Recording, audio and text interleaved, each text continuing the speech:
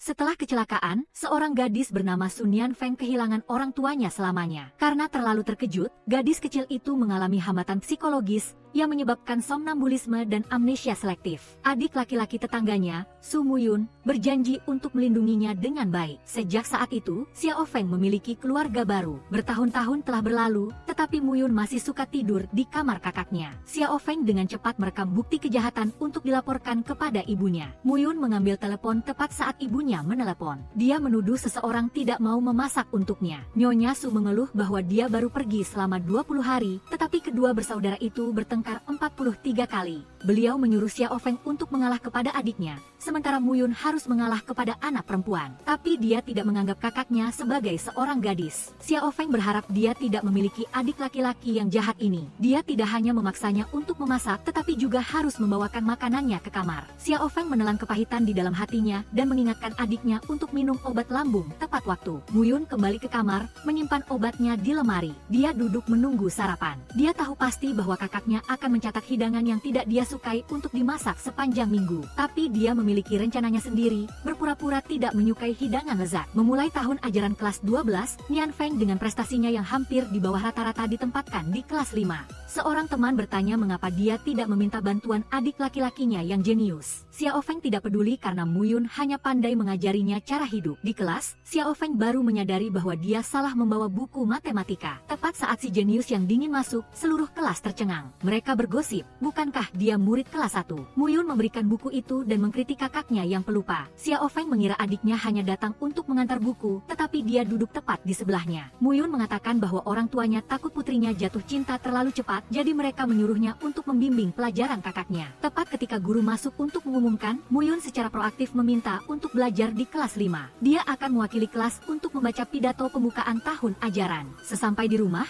Xiao Feng bertekad untuk belajar keras agar bisa lepas dari tangan jahat adiknya. Namun, Muyun menduduki peringkat pertama di seluruh angkatan, sementara dia dengan rendah hati berada di urutan terbawah daftar. Xiao Feng menatap foto idola pria di hatinya, Qin Yao, sebagai penghiburan. Muyun merebut bingkai foto itu, bertanya mengapa kakaknya begitu tergila-gila pada pria. Xiao Feng tahu adiknya cemburu karena Qin Yao lembut dan pandai bermain basket. Muyun mengingatkan kakaknya untuk datang melihat dia bermain basket dan tidak boleh memuji siapapun di depannya. Xiao Feng membuat alasan bahwa dia harus pergi les, tetapi ketika dia melihat Qin Yao datang untuk mengajak Muyun, dia ingin menyaksikan momen adiknya memenangkan kejuaraan. Setelah mencicipi kue Nian Feng, Qin Yao memuji kelezatannya. Jika ada seseorang yang memasak untuk Qin Yao setiap hari, dia akan senang bahkan dalam mimpinya. Xiao Feng mengundang Qin Yao untuk sering datang dan menikmati kuenya. Muyun mengingatkan kakaknya untuk menunjukkan sedikit ketulusan, membuat spanduk untuk menyemangati tim basket. Di kamar, Xiao Feng menemukan bahwa adiknya telah merangkum metode penyelesaian soal matematika untuknya. Dia dengan antusias menggambar spanduk untuk menyemangati si iblis besar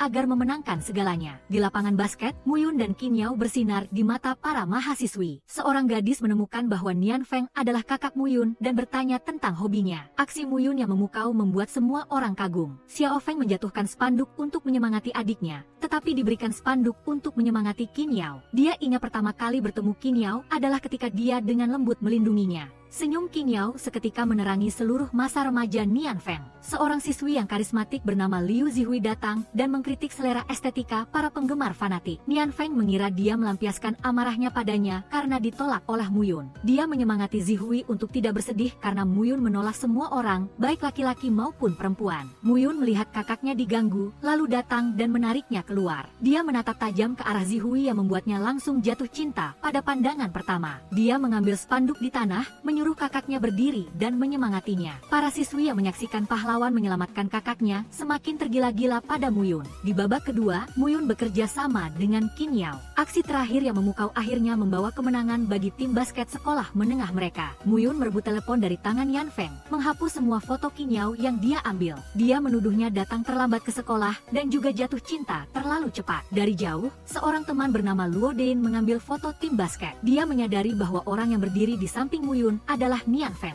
Dia ingat belum lama ini, dia mengalami serangan jantung. Nian Feng yang lewat mengira Dein lapar, jadi dia memberinya jatah makan siangnya. Dia memperkenalkan dirinya sebagai gadis tercantik di alam semesta. Di kelas tambahan, Nian Feng meminta maaf kepada guru karena datang terlambat. Guru Zhang mengingatkan Xiao Feng bahwa dia harus meluangkan waktu di akhir pekan untuk memberikan pelajaran tambahan kepada siswa yang buruk.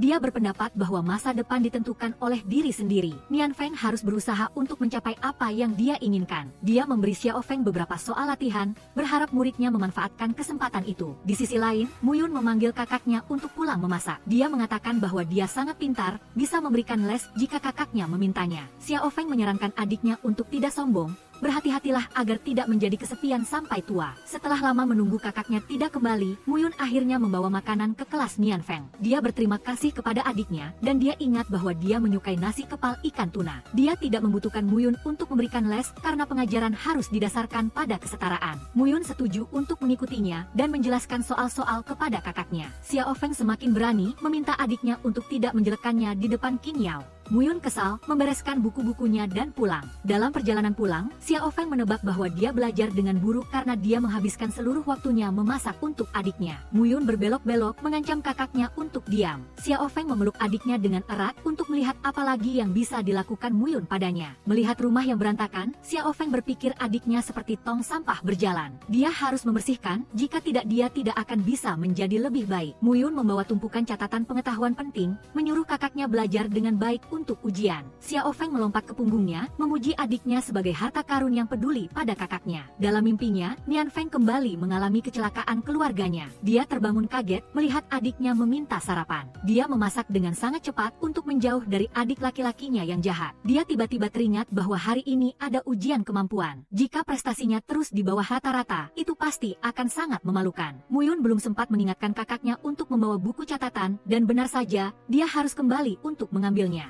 Dia menawarkan untuk menunggu Xiao Feng pergi ke sekolah dengan syarat dia memasak 3 hidangan tambahan di malam hari. Dalam perjalanan ke sekolah, Xiao Feng takut dia tidak akan lulus ujian dengan baik dan tidak akan memiliki mood untuk memasak. Mu Yun terus mendengarkan kakaknya berbicara dan secara tidak sengaja menabrak Zihui. Dia marah tetapi tidak tega marah pada idola pria di hatinya. Mu Yun menyuruh Zihui untuk memeriksakan diri dan jika ada apa-apa, datang mencarinya. Dia menyuruh kakaknya untuk naik ke motor dan menariknya agar tidak terlambat ujian. Sebelum gerbang tertutup rapat, Mu Yun berhasil mengantar kakaknya ke sekolah. Namun, Zihui tidak seberuntung itu. Dia tidak mendengarkan omelan guru, dan malah bertanya tentang Mu Yun. Kepala sekolah memperkenalkan, dia adalah siswa peringkat pertama di seluruh sekolah, dan pernah memenangkan Olimpiade Matematika, Fisika, dan Sastra. Karena harus memarkir motor Mu Yun, Nian Feng tertangkap oleh kepala sekolah. Dia secara sukarela menerima hukuman, hanya meminta guru untuk tidak mengurangi nilainya. Berdiri di luar pintu kelas, Xiao Feng menemukan bahwa adiknya mengotori buku catatannya. Dia memberi isyarat padanya untuk menggunakan otaknya. Jika dia pintar, datang dan temui dia. Tepat ketika guru mengingatkannya, Mu Yun mengirim pesan yang mengkritik kakaknya jelek dan menyuruhnya untuk belajar lebih banyak. Melihat teman sekelasnya juga datang terlambat, Nian Feng memanggil Dein untuk menemaninya. Dia memperkenalkan namanya, berterima kasih kepada pahlawan wanita yang telah menyelamatkannya. Di kelas, guru meminta Mu Yun untuk memimpin teman-teman sekelasnya membaca kata kunci. Dia melihat Xiao Feng mengobrol dengan gembira dengan siswa laki-laki lain, lalu membaca kata sialan. Setelah pelajaran selesai, guru memperkenalkan Dein kepada seluruh kelas. Guru mengumumkan bahwa mulai sekarang akan mengatur tempat duduk sesuai dengan urutan prestasi akademik. Zihui menentang karena itu adalah diskriminasi terhadap siswa yang buruk. Dia memperkenalkan dirinya sebagai Zihui dengan keahliannya yang cantik. Dia mengusulkan untuk membentuk kelompok bebas agar siswa yang buruk bisa duduk dengan siswa yang pandai. Guru setuju untuk melihat pilihan pertama siswa kelas 12. Ketua kelas meminta teman-temannya untuk memindahkan barang-barang mereka keluar agar lebih mudah mengatur tempat duduk. Mu Yun memberi kakaknya kesempatan untuk duduk bersamanya, tetapi Xiao Feng sudah memiliki orang lain. Dia memblokir jalannya, bertanya apakah dia tidak berniat duduk bersamanya. Xiao Feng merasa dirinya tidak pantas untuk siswa jenius tingkat alam semesta. Tapi ketika dia melihat adiknya setuju untuk duduk di sebelah Zihui, Xiao Feng merasa sangat kecewa. Dia duduk di meja terakhir, hanya menyisakan satu tempat untuk Dein. Guru masuk dan membagikan soal ujian, mengingatkan bahwa hasil ujian kemampuan akan menentukan arah masa depan mereka. Xiao Feng menemukan bahwa soal-soal yang tidak dicoret oleh Mu Yun semuanya ada di soal ujian. Dia mengerjakan soal dengan antusias karena dia sudah membacanya sekali. Mu Yun selesai lebih awal, jadi guru memintanya untuk membantu mengumpulkan lembar jawaban. Dia melakukan tugasnya dengan benar, tidak membiarkan kakaknya mewarnai jawaban tambahan apapun. Xiao Feng mengeluh bahwa awalnya dia diterima di sekolah unggulan, tetapi studinya semakin menurun karena harus mengurus adiknya. Dia memperkenalkan, Muyun adalah adik laki-lakinya. Dia adalah anak angkat, jadi dia tidak cantik dan pintar seperti adiknya. Dein memuji Xiao Feng, yang lucu dan baik hati. Muyun marah, meremas selembar kertas, dan melemparkannya langsung ke kepala kakaknya. Di lobi gedung utama, Zihui menunggu untuk memberikan hadiah kepada sang idola. Dia ditolak oleh Muyun, lalu memberikannya kepada Qin Yao. Qin Yao menyadari bahwa ini adalah sepatu edisi terbatas, tetapi sangat disayangkan karena kakinya lebih besar dari Muyun. Selama pelajaran sastra, King Sue mengulangi kata-kata ibunya. Nian Feng selalu berurusan dengan adik laki-lakinya yang jahat dan tidak pernah memikirkan apa yang ingin dia lakukan.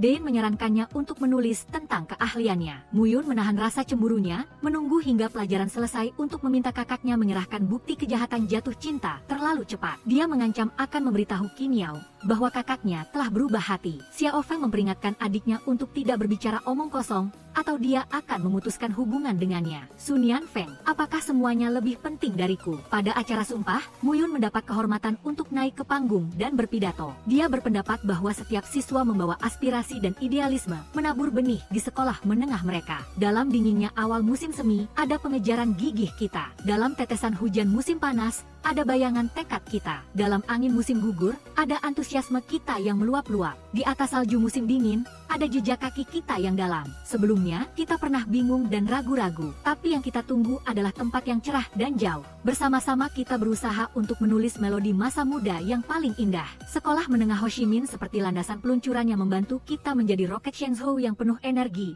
menunggu untuk diluncurkan ke tujuan idealisme. Kepala sekolah berterima kasih kepada Muyun, seorang siswa yang serba bisa dalam segala hal. Dia mengumumkan bahwa kelas 12 dimulai dari saat ini. Jika kalian tidak memiliki semangat, kalian hanya bisa bermimpi. Jika kalian berusaha, kalian akan mencapai impian kalian. Dalam perjalanan pulang, Nian Feng melihat seorang anak kecil bermain ayunan. Dia ingat ketika dia masih kecil, Muyun tidak mengizinkan siapapun untuk mengganggunya. Dia menyalahkan dirinya sendiri karena masih kecil dan tidak bisa mengalahkan orang jahat. Xiao Feng menyuruh adiknya untuk makan dengan baik, cepat dewasa, dan melindunginya. Dia akan belajar memasak untuk membesarkan adiknya agar menjadi kuat. Sesampai di rumah, mencium aroma makanan, Xiao Feng baru tahu orang tuanya sudah pulang. Dia memuji masakan ayahnya yang terbaik di dunia. Saat makan, Tuan Su mengeluh tidak bisa makan masakan asing. Nyonya Su memuji lingkungan budaya di sana yang sangat baik dan berjanji akan mengajak kedua anaknya jalan-jalan. Muyun khawatir tentang kemampuan bahasa Inggris kakaknya, yang pasti akan membuatnya tersesat. Xiao Feng berpikir dia tidak akan mati kelaparan, sementara adiknya selalu membutuhkan pelayan. Dia membuka buku catatannya, menceritakan kejahatan Muyun selama orang tua mereka tidak ada di rumah.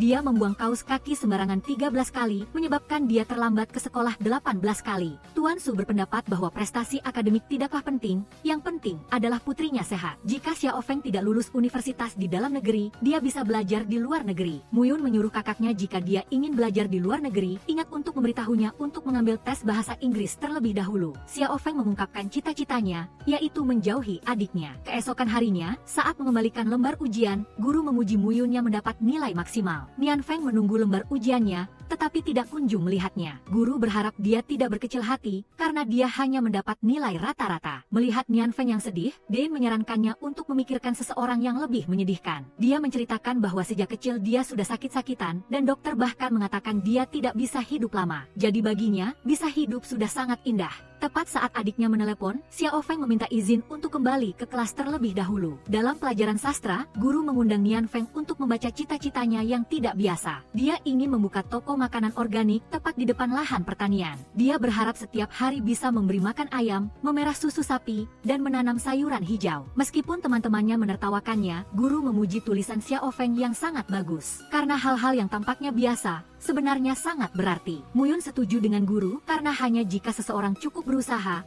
dan tidak menyerah pada hal yang disukainya, barulah itu adalah cita-cita yang benar. Melihat nilai ujiannya yang rata-rata, Xiao Feng tahu teman-temannya menertawakannya. Muyun, aku sudah berusaha, tapi prestasiku masih tidak bagus. Aku sangat tidak berguna, benar-benar bodoh. Muyun memeluk Xiao Feng, tidak membiarkannya menyalahkan dirinya sendiri seperti itu. Keesokan harinya di kelas, Muyun melaporkan kepada guru bahwa dia salah menghitung nilai Nian Feng. Dia melihat di halaman pertama, dia mendapat 30 dari 35 poin. Di halaman kedua dia bisa mendapat 72 dari 85 poin, tetapi hanya diberi 28 poin. Muyun menduga bahwa saat menyerahkan lembar jawaban, Nian Feng dengan gugup salah menulis kartu jawaban dari lembar A menjadi lembar B. Dia pikir dia bisa mendapat 102 poin, jadi dia meminta guru untuk memeriksa ulang. Teman-teman sekelasnya berpikir, bagaimana mungkin siswa yang di bawah rata-rata bisa mendapat 102 poin? Muyun menarik Nian Feng ke podium, percaya bahwa kakaknya bisa melakukannya. Nian Feng, jangan takut, aku akan berada di sisimu. Setelah melihat Nian Feng mengerjakan ujian dengan mata kepala sendiri, guru kembali ke kelas dan mengumumkan, dia mendapat 105 poin dalam ujian yang setara. Guru menyuruh Xiao Feng untuk banyak berterima kasih kepada adiknya. Dalam perjalanan pulang, Nian Feng memberikan sekotak buah kepada adiknya untuk menyegarkan tubuh. Dia tahu Muyun mencoret-coret buku catatan bahasa Inggris, membantunya untuk hanya fokus pada pengetahuan penting. Muyun meminta 8 hidangan, tetapi Nian Feng ingin memasak 18 hidangan untuk menjamu adiknya. Sehari sebelumnya dia berterima kasih, tetapi keesokan harinya Nian Feng sudah mengeluh karena adiknya mematikan alarmnya. Muyun mengendarai motor untuk mengantarnya, dengan syarat dia harus mengganti teman sebangku. Dia mendengar Xiao Feng mengkritiknya yang tidak masuk akal, lalu menyuruh Zihui naik ke motor. Dan benar saja, Xiao Feng datang terlambat, sekali lagi berhadapan dengan kepala sekolah. Tepat saat Qin Yao lewat, dia tidak tahu harus menyembunyikan wajahnya di mana. Muyun ingin membela kakaknya, tetapi Zihui mendahului. Dia pikir kepala sekolah harus mengizinkan Xiao Feng masuk kelas, jika tidak dia akan gagal di universitas. Dein juga angkat bicara, meminta guru untuk memaafkan Xiao Feng. Kepala sekolah setuju, dan menyuruh Xiao Feng untuk tidak mengulanginya lagi. Guru matematika masuk kelas, meminta siswa mengerjakan soal simulasi di buku teks. Dia melihat Xiao Feng tidak bisa mengerjakan contoh soal di buku teks, bertanya apakah siswanya tidak mau belajar. Xiao Feng tidak berani mengatakan, dia sibuk memasak 18 hidangan untuk adiknya. Muyun ingin angkat bicara, tetapi Dein menawarkan untuk memberikan les tambahan untuknya. Melihat mereka bersama, Muyun merasa marah tetapi tidak bisa berbuat apa-apa. Tepat saat Qin Yao datang, dia memuji teman baru Nian Feng yang tidak buruk. Siswa laki-laki lain membawakan air hangat, juga ingin memberikan les tambahan untuk Xiao Feng. Muyun mengumumkan, dia bertanggung jawab atas masalah jatuh cinta terlalu cepat kakaknya. Dia berhasil membuat Xiao Feng marah dan pergi. Mengambil kesempatan saat kelas kosong, Muyun mengajar siswa laki-laki yang memperhatikan kakaknya. Dia menyuruhnya menjauhi Nian Feng dan segera memindahkan botol air dari mejanya. Qin Yao melihat sahabatnya tidak mengejar Xiao Feng, tetapi tetap tinggal untuk melampiaskan amarahnya pada orang lain. Di kantin, Xiao Feng tidak mau duduk semeja dengan adiknya. Dia mengambilkan paha ayam untuk Dein, berterima kasih padanya karena telah memberikan les tambahan untuknya. Zihui mengira Muyun suka makan paha ayam, jadi dia merebut makanan Qin Yao. Muyun melihat kakaknya bahkan menaburkan rumput laut untuk Dein dan tidak bisa menahan diri untuk tidak merusak paha ayam itu. Karena rumput laut itu sebenarnya disiapkan oleh Xiao Feng untuknya. Sesampai di rumah, Xiao Feng tidak ingin makan semeja dengan adiknya. Muyun menyuruh orang tuanya untuk makan terlebih dahulu, sementara dia akan menunggu kakaknya. Xiao Feng bersembunyi di kamar,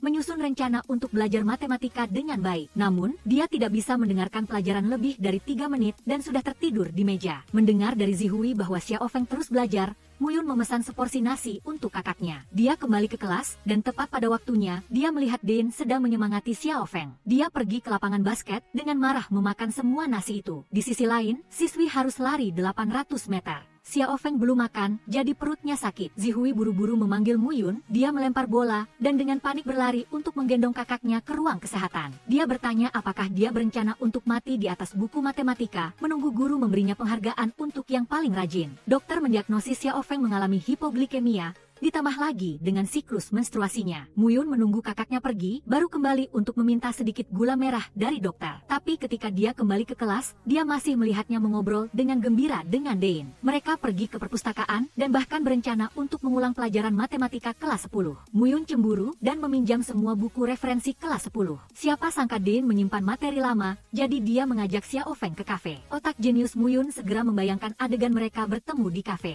Dia melarang Xiao Feng bertemu Dein di akhir pekan, karena di dunia ini tidak ada hubungan murni antara laki-laki dan perempuan. Dia menegaskan, hanya dia yang bisa menyelamatkan prestasi akademiknya. Xiao Feng menebak adiknya cemburu pada Dein, yang tampan dan lembut seperti angin musim semi. Dia tidak akan membiarkan iblis merusak persahabatannya. Mengikuti kakaknya ke kafe, Muyun menyarankannya untuk mengulang sekolah dasar. Tepat saat Zihui datang, dia meminta Muyun untuk memberinya les. Dia tidak peduli Zihui tertidur, hanya mengambil kesempatan untuk membantah cara Dein. Xiao Feng mempertanyakan, apakah Muyun sengaja mencari masalah. Dia menyarankan kakaknya untuk berhenti les, karena bahkan Dewi pun tidak bisa menambah lubang pengetahuan di kepalanya. Xiao Feng mengancam akan membuat adiknya kelaparan.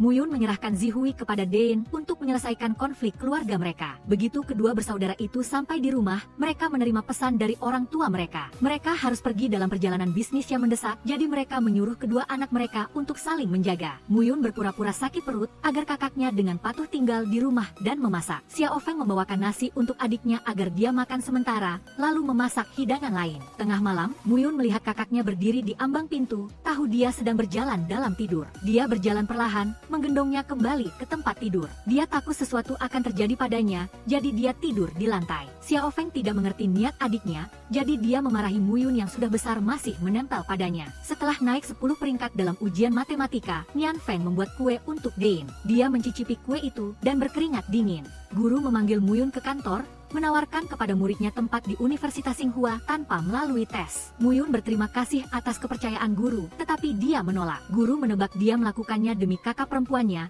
tetapi Nian Feng belum tentu lulus universitas. Guru menyuruh Muyun untuk mengundang orang tuanya datang untuk berdiskusi lebih lanjut. Muyun mengatakan orang tuanya baru saja pergi dalam perjalanan bisnis ke luar negeri, dan di rumah hanya ada Xiao Feng. Tengah malam, Muyun diam-diam mengambil lembar ujian Nian Feng. Dia duduk dan memeriksa kesalahan-kesalahan, agar bisa menutupi celah pengetahuan untuknya. Keesokan harinya, guru mengumumkan bahwa akan ada peringatan sekolah, jadi kelas akan menyumbangkan sebuah pertunjukan seni. Seorang teman tidak ingin membuang waktu, jadi dia menyuruh Xiao Feng untuk berpartisipasi. Muyun mengkritik anak itu yang banyak bicara, dan tidak mengizinkan siapapun menggertak kakaknya selain dirinya sendiri. Di toko hotpot, Qin Yao bertanya pada Nian Feng apakah dia akan berpartisipasi dalam perayaan sekolah. Dia mengaku bahwa dia adalah siswa yang buruk, jadi dia akan menghabiskan waktunya untuk belajar. Qin Yao berpikir bahwa ini adalah kenangan masa muda yang sulit didapat, jangan sampai ada penyesalan. Memaksa kakaknya untuk pulang dan memasak, Muyun merebut formulir pendaftaran pertunjukan seni Nian Feng. Dia menyarankan kakaknya untuk menyerah lebih awal karena dia tidak memiliki sel seni. Xiao Feng mengusir adiknya keluar untuk mulai mencari bakat seni, tapi dia menyanyikan nada yang salah dan menulis kaligrafi yang acak-acakan. Akhirnya, Nian Feng memutuskan untuk membentuk kelompok dengan Zihui, mendaftar untuk pertunjukan membaca ekspresif. Guru menyarankan Xiao Feng untuk meluangkan waktu belajar untuk meningkatkan prestasinya. Muyun masuk untuk menyerahkan tugas, berjanji akan memberikan les tambahan untuk kakaknya. Untuk berterima kasih kepada adiknya, Xiao Feng dengan patuh makan bersama Muyun. Secara kebetulan bertemu Qin Yao, dia memberitahu bahwa dia telah mendaftar di kelas penyiaran untuk berpartisipasi dalam perayaan sekolah. Qin Yao ingat teman perempuannya bernama Qiwan, juga belajar di sana. Setelah memasak sarapan, Nian Feng bersiap untuk pergi ke kelas penyiaran. Muyun menyarankan kakaknya untuk tahu batasan, jangan mempermalukan seluruh kelas. Xiao Feng mengingatkan adiknya untuk menghormati yang lebih tua dan menyayangi yang lebih muda, menghormati kakaknya. Muyun, kakak bukan adikmu. Setibanya di kelas penyiaran, Muyun menarik kakaknya untuk pulang memasak makan siang. Dia bertanya apakah dia berusaha demi Qin Yao. Xiao Feng merajuk lalu pergi duluan.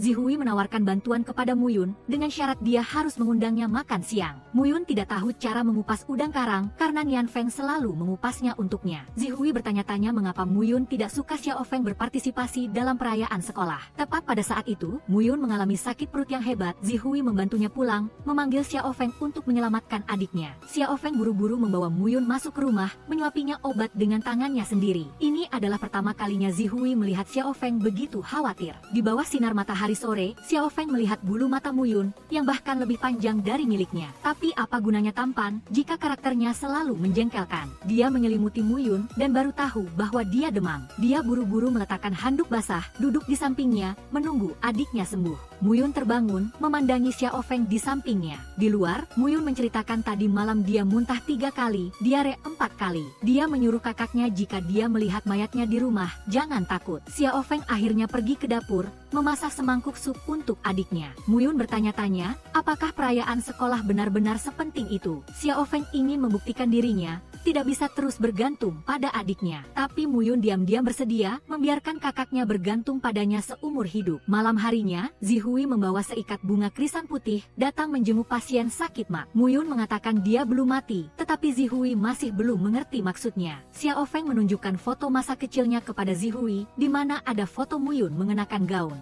Dia ingat saat itu Mu Yun tidak suka dia bermain dengan Xiao Qiang, jadi dia mengancamnya akan mengompol. Dia marah karena adiknya merusak persahabatannya, tetapi Mu Yun dengan riang mengenakan gaun, berjanji untuk bermain dengan kakaknya seumur hidup. Saat tiba di kelas siaran, Xiao Feng kebetulan bertemu Qin Yao yang memberikan teh susu kepada Qiwan. Dia sering mendengar dia menyebut Qiwan, tapi baru sekarang dia melihat wajahnya. Qiwan mendengar bahwa Xiao Feng adalah kakak Mu Yun, tetapi tidak sebaik adik laki-lakinya. Dia menyarankan Xiao Feng untuk tidak mencoba belajar siaran, agar tidak mempermalukan dirinya di depan seluruh sekolah. Mu Yun tiba-tiba datang, berpikir apa yang kakaknya lakukan tidak ada hubungannya dengan orang luar. Dia banyak menyebut Qiwan, jangan meremehkan upaya orang lain. Qiwan menjelaskan bahwa dia mengambil jurusan itu, jadi dia tahu sulit dan menasihati Xiao Feng. Mu Yun menegaskan bahwa kakaknya sangat baik, tidak perlu ada yang khawatir. Dia memberikan permen pelega tenggorokan dan mengingatkan Xiao Feng untuk tidak kehilangan suaranya. Zihui berpura-pura batuk untuk mendapatkan permen itu, tapi Mu Yun tidak memberikannya, membuat hatinya membeku. Malamnya, Xiao Feng membawa nasi goreng untuk adiknya. Dia melihat dia tertidur, di meja ada banyak catatan untuk ujian masuk perguruan tinggi untuk Sun Yanfeng. Dia dengan lembut menyentuh pangkal hidung Mu Yun, tepat saat dia membuka matanya. Keduanya merasa canggung, seolah tidak terjadi apa-apa. Xiao Feng dipuji oleh gurunya karena pengucapannya meningkat, jadi dia menelepon untuk pamer, membuat mereka marah. Tapi ayah dari temanmu yang mengangkat telepon, melaporkan bahwa putranya sedang dalam keadaan darurat di rumah sakit. Mu Yun mengejarnya, bertanya apa yang membuat kakaknya gila pada malam hari. Xiao Feng mengakui bahwa dia bodoh dan rendah diri, hanya Deyin yang percaya dia bisa melakukannya. Jadi ketika dia dalam keadaan darurat di rumah sakit, dia harus mengunjunginya. Mu Yun mengabaikan sandalnya yang hilang dan tetap mengantar kakaknya ke rumah sakit. Begitu bertemu Xiao Feng, ayah Deyin langsung mengenalinya, karena dia sering mendengar putranya menyebut Nian Feng. Dia menceritakan bahwa sejak kecil Deyin sakit-sakitan, jadi dia tidak punya teman. Sejak bertemu Xiao Feng, dia menjadi jauh lebih bahagia. Deyin menderita kardiomiopati, jadi dia bisa pergi kapan saja. Saat bertemu Deyin, Xiao Feng menyalahkan temannya karena tidak memberitahunya tentang penyakitnya. Dia menganggapmu teman baik, jadi dia tidak ingin Xiao Feng sedih. Selain itu, sejak usia 50, dia telah menerima hukuman mati ini. Xiao Feng mengungkapkan bahwa dia juga memiliki rahasia. Dia sering bermimpi buruk di dalam mobil, dan tidak tahu siapa yang duduk di sebelahnya. Dia ingin belajar kedokteran untuk memahaminya, tetapi kemampuannya tidak memungkinkan. Deyin berpikir bahwa dia masih hidup sampai sekarang, yang membuktikan bahwa ketekunan Xiao Feng akan mencapai keajaiban. Mu Yun masuk, membawa bubur untuk Deyin dan Xiao Feng. Dalam perjalanan pulang, Xiao Feng tertawa, melihat adiknya mengenakan sandal kebesaran. Dia memotret momen indah Mu Yun yang mengharukan, bahkan saat memakai sandal pun terasa seperti sedang berjalan di karpet merah. Dia berpikir di kehidupan sebelumnya dia menyelamatkan dunia, jadi di kehidupan ini dia memiliki adik yang luar biasa. Sekaligus merangkum pengetahuan sekaligus mengantarku ke rumah sakit. Mu tinggal di kompleks yang sama dengan King Yuan yang tadi bersikap agresif padaku. Dia mendesakku untuk naik ke mobil, tetapi dia malah pergi lebih dulu. Mu Yun selalu seperti itu, hanya diam-diam peduli pada Xiao Feng. Dia diam-diam meletakkan catatan di meja, duduk dan melihat Xiao Feng tertidur nyenyak. Nian Feng, karena kamu belum memikirkan perasaanku. Meskipun aku tidak memperlakukanmu seperti yang kamu inginkan, tetapi selama kamu ingin melakukannya, aku pasti akan mendukungmu sepenuhnya. Nian Feng, semangat, aku percaya padamu. Xiao Feng pura-pura menunggunya,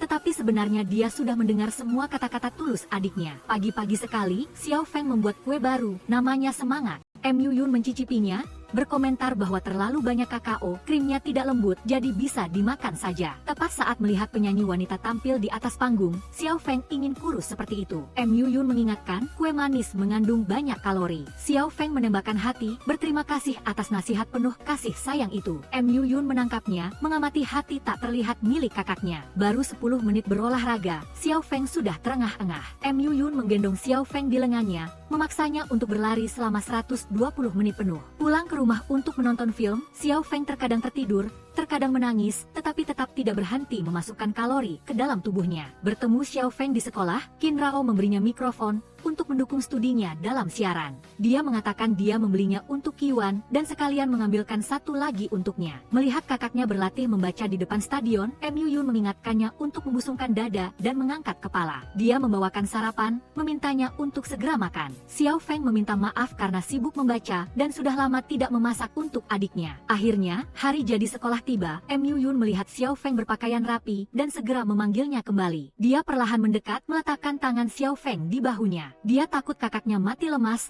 jadi dia melepas kancing teratas bajunya. Dia menyarankan Xiao Feng untuk memakai seragam, tetapi dia ingin memberontak. Hasilnya, Xiao Feng harus mendengarkan adiknya, memakai seragam sekaligus menghapus riasannya. Tepat saat ketua mengumumkan bahwa pemimpin Kementerian Pendidikan akan datang, siswa harus tampil tanpa riasan dan tidak boleh berpakaian sembarangan. Ketika bertemu Xiao Feng, Mu Yun memintanya untuk mengulas pelajarannya. Benar saja Xiao Feng lupa kata-katanya, tetapi tidak menemukan naskah di saku bajunya. Dia ingat dia meninggalkannya di ruang rias, tepat saat ketua mendesak kedua siswa itu untuk naik ke panggung. Mu Yun menemukan naskah itu, tetapi sudah giliran Xiao Feng untuk presentasi. Dia awalnya berencana untuk menceritakan kisah si Ma Tian, tetapi dia adalah orang dari abad yang lalu. Jadi, Xiao Feng ingin menceritakan tentang contoh mengatasi kesulitan yang ada tepat di sisinya. Dia memiliki seorang teman yang menderita penyakit kardiomiopati.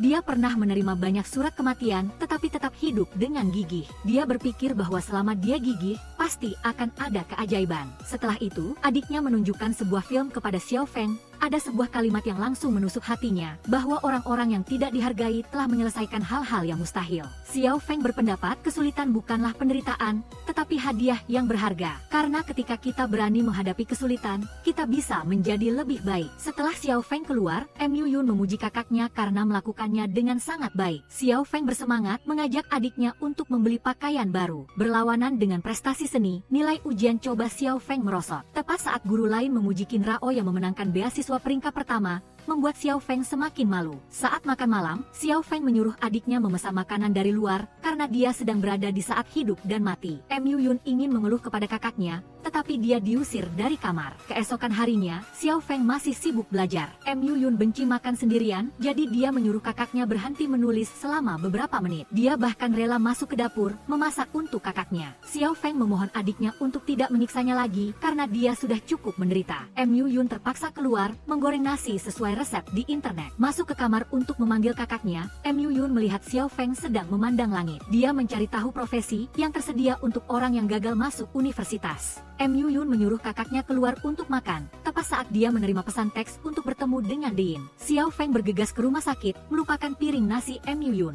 Dia mencicipi rasa asinnya, untungnya dia belum memberikannya untuk dimakan. Saat bertemu Xiao Feng, Dein mengatakan bahwa ada rumah sakit di Amerika yang bisa menyembuhkan penyakitnya. Xiao Feng ikut senang untuk temannya, tetapi merasa kehilangan karena tidak bisa bertemu Dein lagi. Dein berterima kasih atas video pertunjukan Xiao Feng yang telah menginspirasinya. Xiao Feng baru tahu sekarang bahwa Mu Yun yang merekam video itu dan mengirimkannya kepada Dein. Di sisi lain, Mu Yun menantikan kepulangan kakaknya. Dia mendengar langkah kaki dan buru-buru berpura-pura memperbaiki lampu. Dia duduk untuk bermain game, tetapi lupa menyalakan TV. Xiao Feng tertawa, tahu adiknya sedang menunggunya. Dia memeluk erat Mu Yun, berterima kasih karena dia merekam video untuk menyemangati Dein dan dirinya. Dia merasa bahagia karena memiliki adik terbaik di dunia. Sambil menonton kartun bersama, Xiao Feng curhat, dia merasa sedih karena belum tahu apa yang harus dia lakukan di masa depan. Dia suka belajar kedokteran, tetapi prestasinya 500 kali lebih buruk. Dia tidak bisa masuk sekolah kedokteran, sama seperti Mu Yun tidak bisa memasak. Mu Yun mengelus kepalanya, menyuruh kakaknya tidur lebih awal. Keesokan harinya, Mu Yun bangun pagi untuk menyiapkan sarapan. Dia ingin membuktikan bahwa setiap orang hanya perlu berusaha,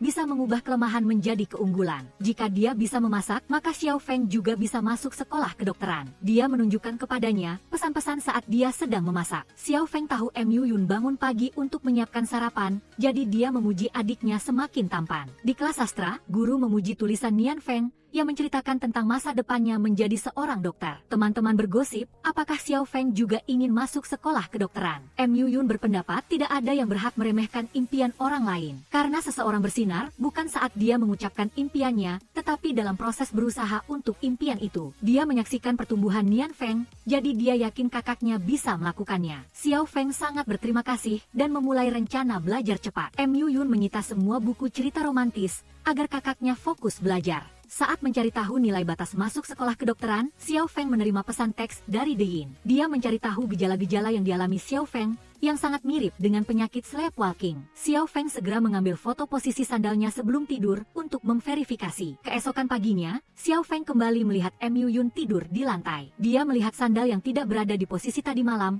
bertanya-tanya apakah dia sleepwalking. Mu Yun menyuruh kakaknya untuk tidak terlalu banyak menonton drama Korea, juga jangan membaca novel di internet. Mengetahui kakaknya tertidur saat pelajaran, Mu Yun mengumumkan besok sekolah mengadakan kunjungan ke museum. Dia mengingatkannya untuk mengelap air liur di sudut mulutnya. Sesampainya di Museum Ilmu Kehidupan, Xiao Feng tidak melihat ada teman sekelasnya. Tepat saat Qin Rao menelepon, bertanya apakah Mu Yun tidak datang ke Museum Sains Alam. Ternyata Mu Yun sengaja salah pergi ke tempat, membantu Xiao Feng lebih memahami tentang sleepwalking. Dia ingat setiap malam dia sakit, tanpa sadar berjalan di sekitar rumah. Dia mengangkat kamera, diam-diam memotretnya yang sedang sibuk mencatat. Sebelum De Yin pergi ke Amerika, Xiao Feng ingin membeli e-book untuk temannya. Tapi dia tidak bisa menggunakan dana bersama, karena di dalamnya ada uang makan Mu Yun. Zihui meminjamkan uang kepada temannya, tetapi Xiao Feng takut merusak persahabatan mereka. Tepat saat seseorang membagikan brosur, merekrut model untuk studio melukis. Saat mulai bekerja, Xiao Feng sedikit tegang. Pemiliknya membayarnya 500 yuan untuk 8 jam,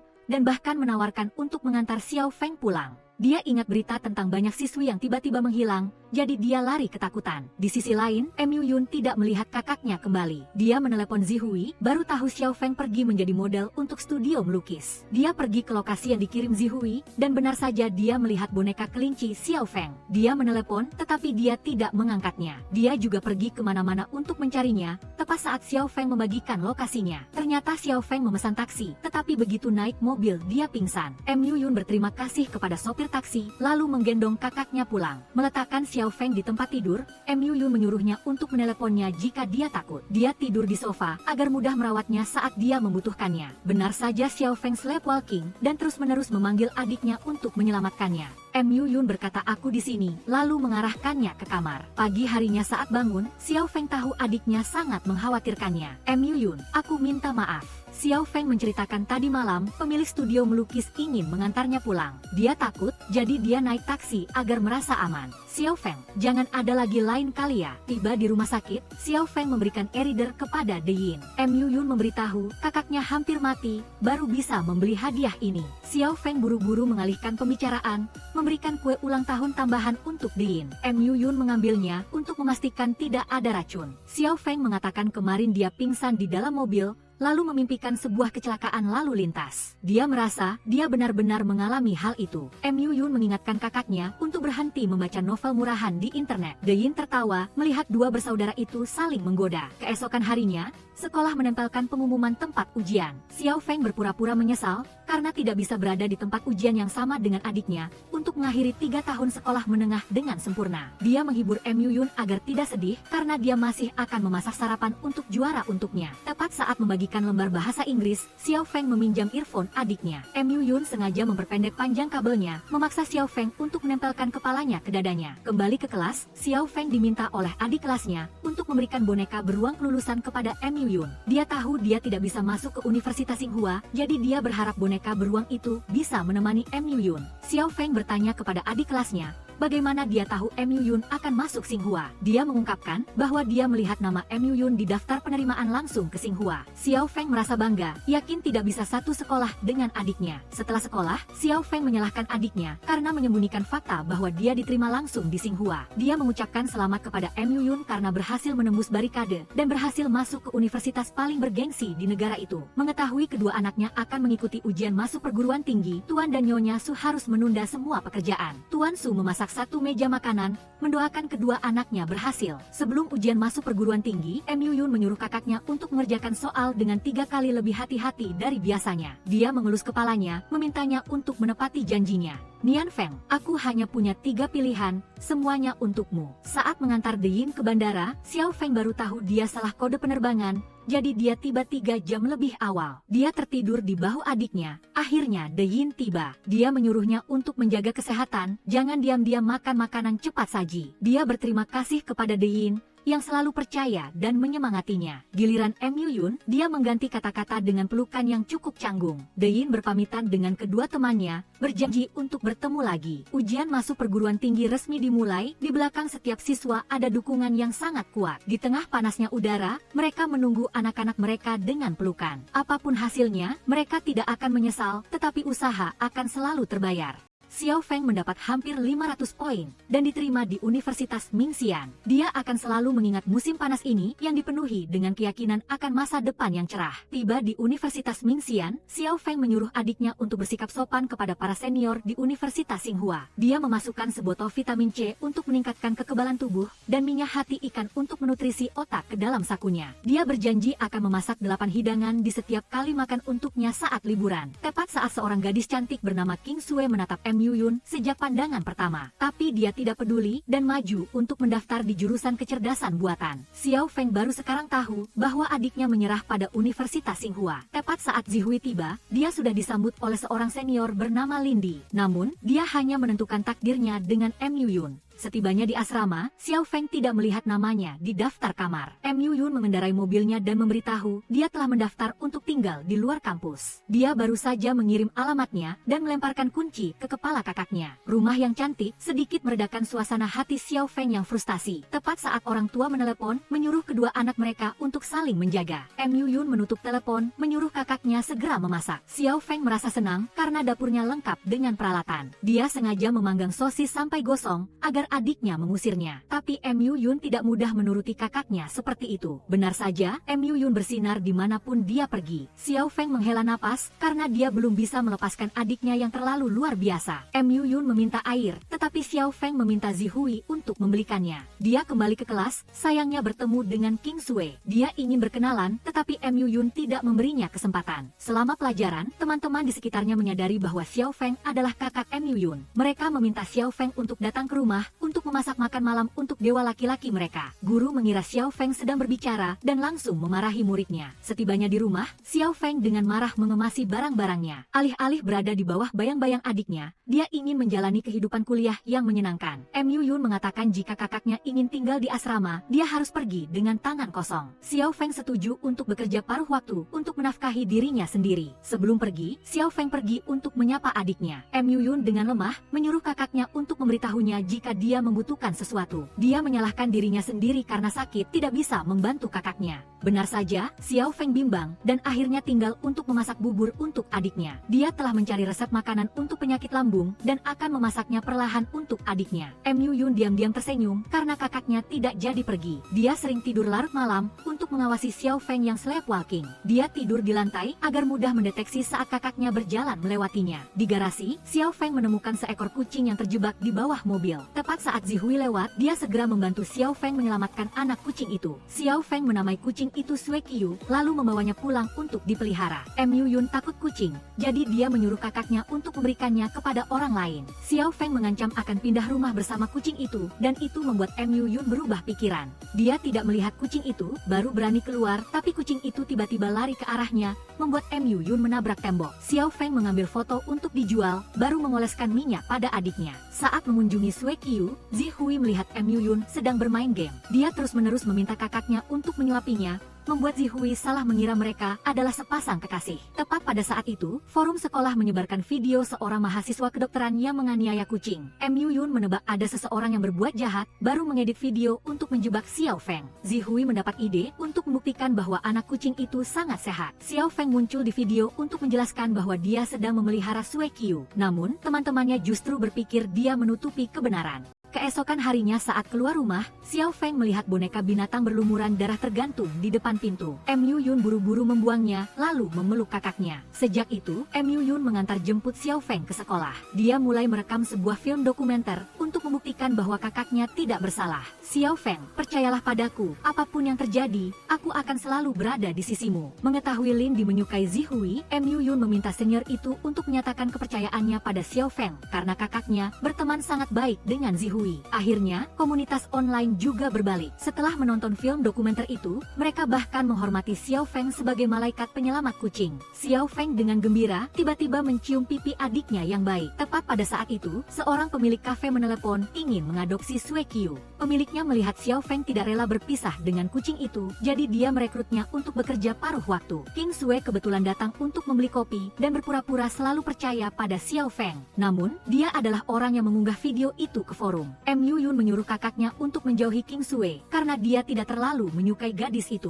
Saat bekerja paruh waktu di kafe, Xiao Feng menemukan seorang anak kecil ingin memotong kumis kucing. Dia buru-buru menghentikannya, membuat anak itu menangis. Melihat ibu anak itu membuat keributan, pemiliknya merebut gunting dari tangan Xiao Feng untuk menyenangkan pelanggan. Xiao Feng menyadari bahwa pemiliknya hanya ingin memanfaatkan Sui Qiu. Dia tidak ingin bekerja lagi dan harus menggendong Sui Qiu pergi. Pemiliknya mengingatkan, Xiao Feng melanggar kontrak kerja yang bernilai 50.000 yuan. Sementara itu, Mu Yun sedang mempersiapkan Sui Cheng di depan dua ilmuwan terkemuka di dunia. Teman-temannya menaruh kepercayaan pada Mu Yun untuk dapat berpartisipasi dalam kompetisi robot internasional. Tepat pada saat itu, Xiao Feng menelepon meminta bantuan. Mu Yun meminta temannya untuk menampilkan Sui Cheng terlebih dahulu, dan dia akan mencoba untuk kembali lebih awal. Saat melihat kakaknya melindungi kucing, Mu Yun ingat saat kecil, Xiao Feng juga tidak mengizinkan siapapun untuk menggertaknya. Dia mengingatkan pemiliknya bahwa kontrak yang dibuat oleh satu pihak dengan cara penipuan tidak akan berlaku. Selain itu, jika dia tidak mengizinkan Xiao Feng pergi, itu adalah pembatasan ilegal terhadap kebebasan pribadi. Xiao Feng mengancam akan melapor ke polisi, membuat wajah pemiliknya pucat ketakutan. Dalam perjalanan pulang, Xiao Feng mewakili Sui Qiu untuk berterima kasih kepada Mu Yun. Dia menyuruh adiknya untuk mencoba menyentuh bulu kucing yang lembut, yang bisa menenangkan hati. Mu Yun mengelus kepala Xiao Feng karena rambutnya bahkan lebih efektif daripada bulu kucing. Namun, Xiao Feng masih ingin adiknya lebih dekat dengan kucing. Sejak Mu Yun bergabung, tim bola basket Universitas Mingxian berhasil lolos ke turnamen mahasiswa provinsi. Para pelatih meminta Mu Yun untuk menggantikan Lin Di sebagai kapten. Kembali ke ruang ganti, Lin Di menghadang Mu Yun. Dia mendengar dari Zihui bahwa dia sedang menjalin hubungan dengan Mu Yun. Selain itu, Mu Yun juga bersaing untuk posisi dengan Lin Di. Mu Yun mengklarifikasi dia tidak menyukai Zihui. King Yu bertanya kepada tetangganya tentang perebutan posisi di lapangan basket. Setelah Mu Yun kembali, Zihui dengan cepat menyambutnya. Mu Yun mengabaikannya dan meminta kakaknya untuk segera membawakan makanan. Xiao Feng secara khusus membuat nasi goreng seafood untuk menutrisi adiknya. Zihui menyadari makanan enak lebih menarik daripada kecantikan. Keesokan harinya, Zihui mengajak Xiao Feng ke lapangan basket. Mu Yun menyuruh kakaknya menunggu Zihui selesai memberikan air. Segera ajak dia keluar dari sini. Zihui membeli banyak camilan untuk Mu Yun, tetapi dia hanya meminta Xiao Feng untuk memasak tumis pedas. Mu Yun menggantikan pelatih untuk melatih para anggota, tetapi tidak ada yang mau mengikutinya. Di sisi lain, Zihui belajar memasak untuk merayu perut Mu Yun. Zihui mengatakan Xiao Feng memuji ketampanan adiknya di lapangan basket, jadi dia meminta 2 tiket untuk menyemangati pertandingan mahasiswa provinsi. Masuk ke kamar kakaknya, Mu Yun melihat Xiao Feng sedang mencari pekerjaan. Dia bertanya-tanya, apakah dia begitu terburu-buru untuk pindah. Xiao Feng menjelaskan, dia hanya ingin meningkatkan pengalaman sosial. Mu Yun merasa lega dan memeriksa pekerjaan yang cocok untuk kakaknya. Setelah sehari melakukan wawancara, Xiao Feng menghela napas karena dia ditolak sebanyak 15 kali. Mu Yun mencemooh, mereka tidak bisa melihat orang yang berbakat. Setelah kelas selesai, guru memuji esai Xiao Feng. Dia sedang meneliti proyek kardiovaskular dan ingin mengajak muridnya untuk menghadiri seminar di Amerika. Tepat saat Zihui datang memberitahu Mu Yun dalam bahaya. Xiao Feng berlari ke lapangan basket tepat saat sekelompok orang menyerang Mu Yun. Secara kebetulan direktur grup Ouyang bernama Yang Yu juga hadir dan mengancam akan menarik sponsor untuk tim.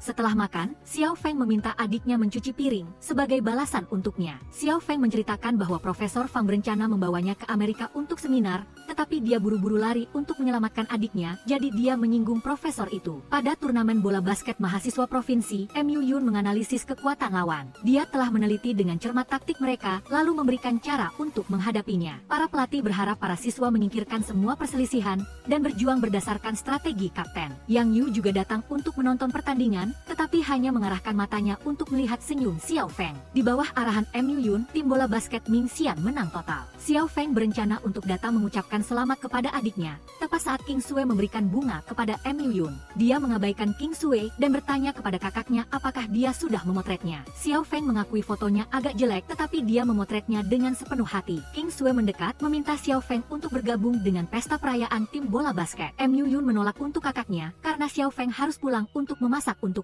Xiao Feng ingin adiknya berdamai dengan teman satu timnya, jadi dia mengajak Mu Yun ke pesta perayaan. Saat makan, salah satu anggota berterima kasih kepada kapten karena telah menyingkirkan perselisihan untuk memimpin tim meraih kemenangan. King Sui meminta Mu Yun untuk mengambilkan makanan, tetapi dia menyuruhnya untuk memutar meja sendiri. Mu Yun ingat Xiao Feng belum sempat makan apa-apa, jadi dia mengambilkan makanan untuk kakaknya. King Sui memuji Mu Yun karena perhatiannya pada kakaknya, seperti pasangan yang sangat mesra. Ciala temuhin monengi nen hong tehagyu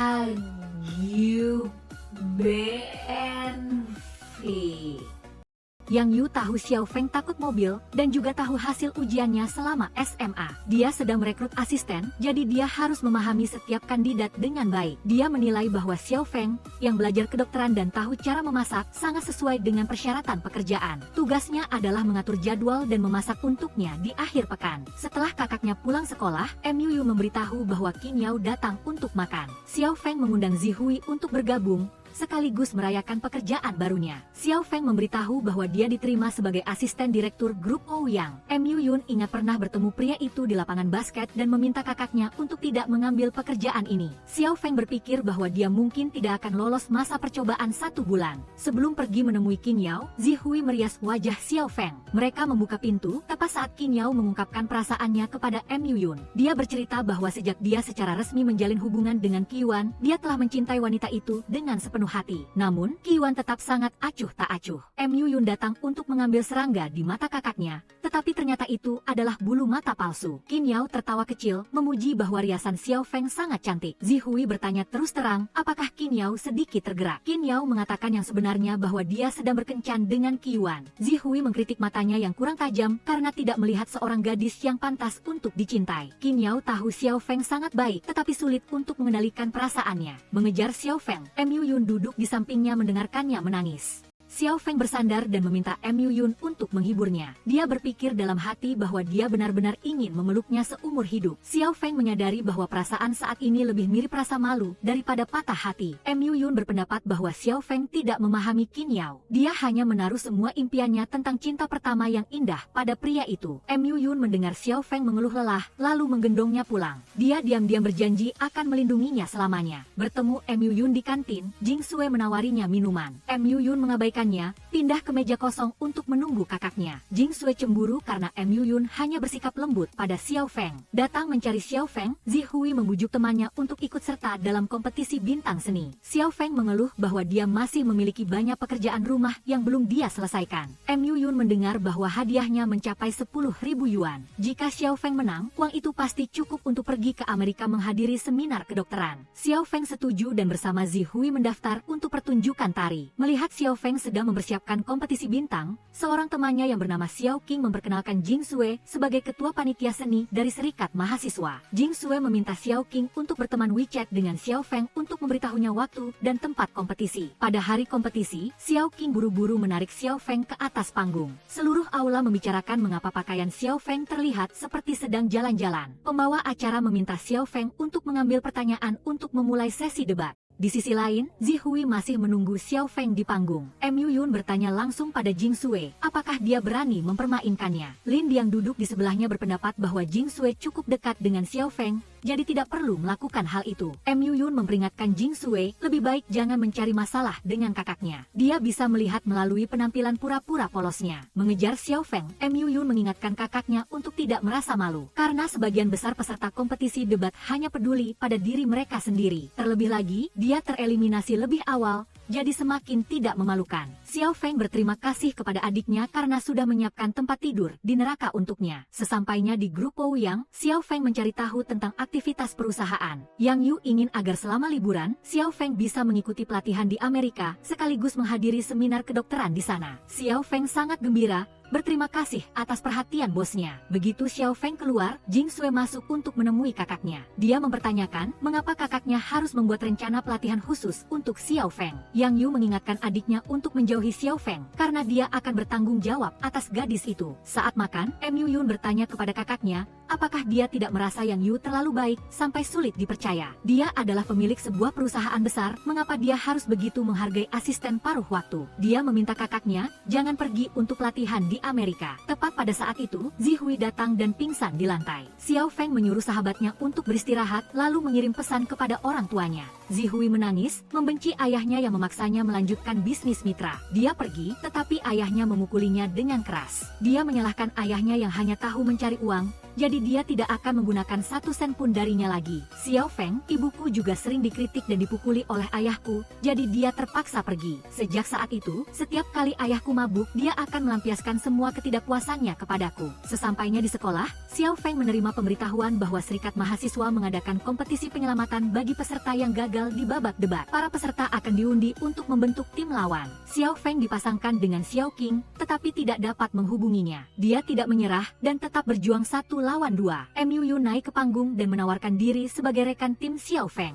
Dia berpendapat bahwa menang tanpa bertanding tidak akan mulia. Untuk memastikan keadilan, para hadirin mengangkat tangan untuk memberikan suara agar Mu Yun berpartisipasi. Juri mengikuti suara mayoritas dan membuat pengecualian untuk mengizinkan Mu Yun berpasangan dengan Xiao Feng. Setelah mengambil topik debat, kakak beradik Xiao Feng mempertahankan pandangan bahwa hidup abadi bukanlah hal yang baik. Xiao Feng, yang berada di samping Mu Yun, dengan percaya diri mengungkapkan pendapatnya. Akibatnya, paman kedua menasihati seluruh keluarga untuk makan terlebih dahulu. Saat pergi ke supermarket bersama, Xiao Feng ingin memasak makanan yang sangat lezat untuk adiknya. Dia berlari ke rak es krim tetapi tidak menemukan rasa durian. Sejak saat itu, Mu Yun melewati supermarket setiap hari untuk menunggu dan membeli es krim durian. Secara kebetulan bertemu Xiao Feng, Jing Sui mengucapkan selamat atas kemenangannya dalam kompetisi debat. Dia sekalian mengundang Xiao Feng untuk datang ke pesta ulang tahunnya malam ini. Zihui, yang tahu niat Jing Sui, menawarkan diri untuk pergi bersama Xiao Feng. Pesta ulang tahun putri pemilik grup O yang diadakan dengan sangat megah. Jing Sui berterima kasih kepada Xiao Feng karena telah hadir,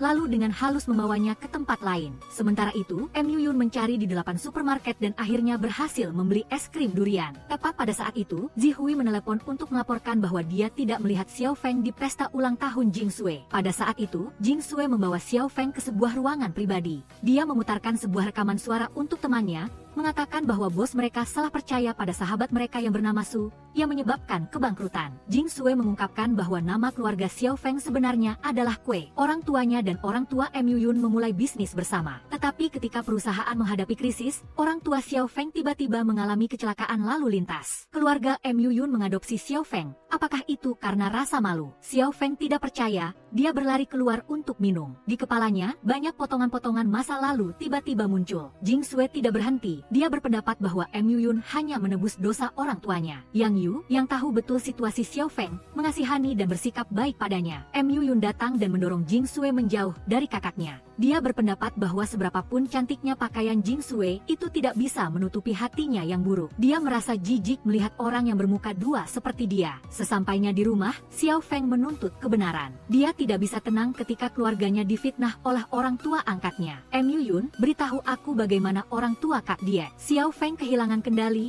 mendorong adiknya hingga menabrak pot bunga di rak. Mu Yun tidak peduli tangannya berdarah, dia hanya meminta kakaknya untuk percaya pada orang tua mereka. Tapi Mu Yun, itu orang tua kamu. Jika kamu tidak mengatakan yang sebenarnya, kita akan memutuskan hubungan. Xiao Feng keluar dari rumah, tetapi tidak tahu harus pergi kemana. Dia berhenti dan melihat kembali setiap momen yang diposting di WeChat adiknya. Mu Yun mengatakan bahwa masakan kakaknya adalah penawar untuk semua rasa sakitnya. Xiao Feng bertanya pada dirinya sendiri, apakah semua perhatian itu benar-benar palsu? Tapi, bagaimana dia harus menghadapi kebenaran? Melihat Xiao Feng duduk di pinggir jalan, dua preman berencana menariknya ke dalam mobil. Mu Yun datang tepat waktu untuk menyelamatkan kakaknya. Dia buru-buru menopang kepala Xiao Feng, tetapi dia dipukuli babak belur. Seorang pejalan kaki mengancam akan menelepon polisi, baru kemudian kedua preman itu pergi. Setengah sadar di tempat tidur, Xiao Feng meminta Mu Yun untuk tidak pergi. Mu Yun, apa yang harus kulakukan sekarang? Mu Yun meletakkan gelas air di atas meja, lalu diam-diam kembali ke kamarnya. Xiao Feng terbangun, teringat kata-kata Jing Sui. Dia memiliki laporan yang membuktikan bahwa mobil yang dikendarai ayah Xiao Feng mengalami masalah.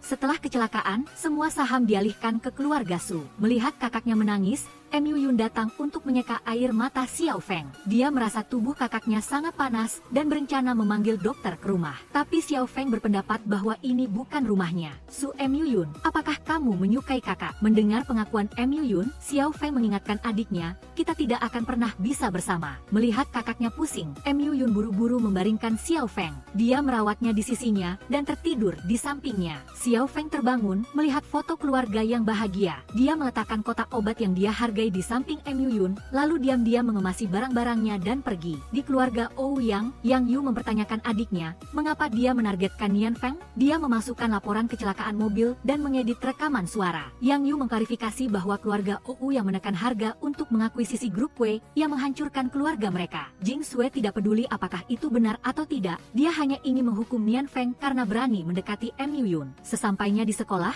Mu Yun menarik Jing Sue ke sudut. Dia mempertanyakan apa yang dia katakan kepada Nian Feng. Jing Sue memutarkan sebuah wawancara ayah Xiao Feng untuk Mu Yun. Tepat pada saat itu, ibu menelepon Mu Yun untuk segera pulang. Mereka khawatir karena tidak bisa menghubungi putri mereka. Mu Yun bertanya langsung, apakah orang tua mereka menyakiti keluarga Xiao Feng? Tuan Su mengingatkan putranya untuk tidak berbicara sembarangan dan fokus mencari Xiao Feng terlebih dahulu.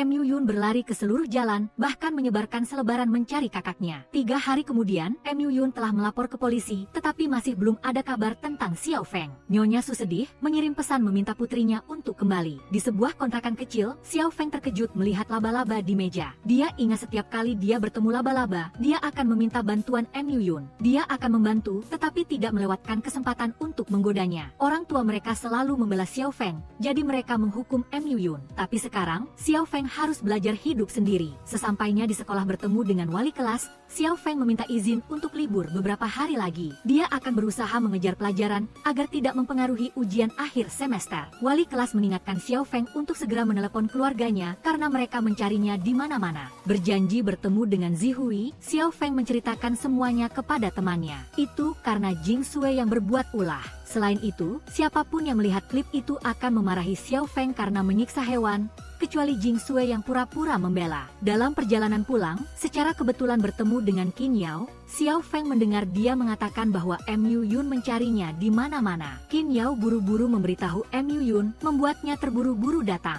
Tapi yang terjadi di depan mata Mu Yun adalah Xiao Feng berlari ke pelukan De Yin. Sesampainya di restoran, Xiao Feng membuat saus celup sesuai kebiasaan Mu Yun. Dia bertanya-tanya, apakah De Yin sudah menemukan cara untuk menyembuhkan penyakitnya. Memanggil taksi untuk De Yin, Xiao Feng kembali sendirian. Dia menyalakan ponselnya dan mendengar puluhan pesan dari ibunya. Beliau sangat sedih, meminta putrinya untuk kembali ke rumah. Tepat pada saat itu Mu Yun menelepon, tetapi Xiao Feng mematikan teleponnya. Uangnya habis, dan dia tidak punya tempat untuk bersembunyi. Dia terpaksa menyusup ke asrama untuk bermalam di tangga. Petugas manajemen asrama menemukannya, lalu membawa Xiao Feng ke ruang keamanan. Xiao Feng mengatakan dia mahasiswa kedokteran, tetapi lupa membawa kartu mahasiswanya. Petugas manajemen ingat pernah melihat Xiao Feng berjalan dengan adiknya yang sangat luar biasa. Penjaga keamanan terpaksa menelepon Mu Yun untuk mengkonfirmasi. Sesampainya di ruang keamanan, Mu Yun meminta izin untuk membawa kakaknya pulang. Dia meminta Xiao Feng untuk tidak membuat masalah lagi karena orang tua mereka sangat khawatir. Tepat pada saat itu, De Ying juga datang untuk menjemput Xiao Feng. Dia memilih untuk pergi bersama temannya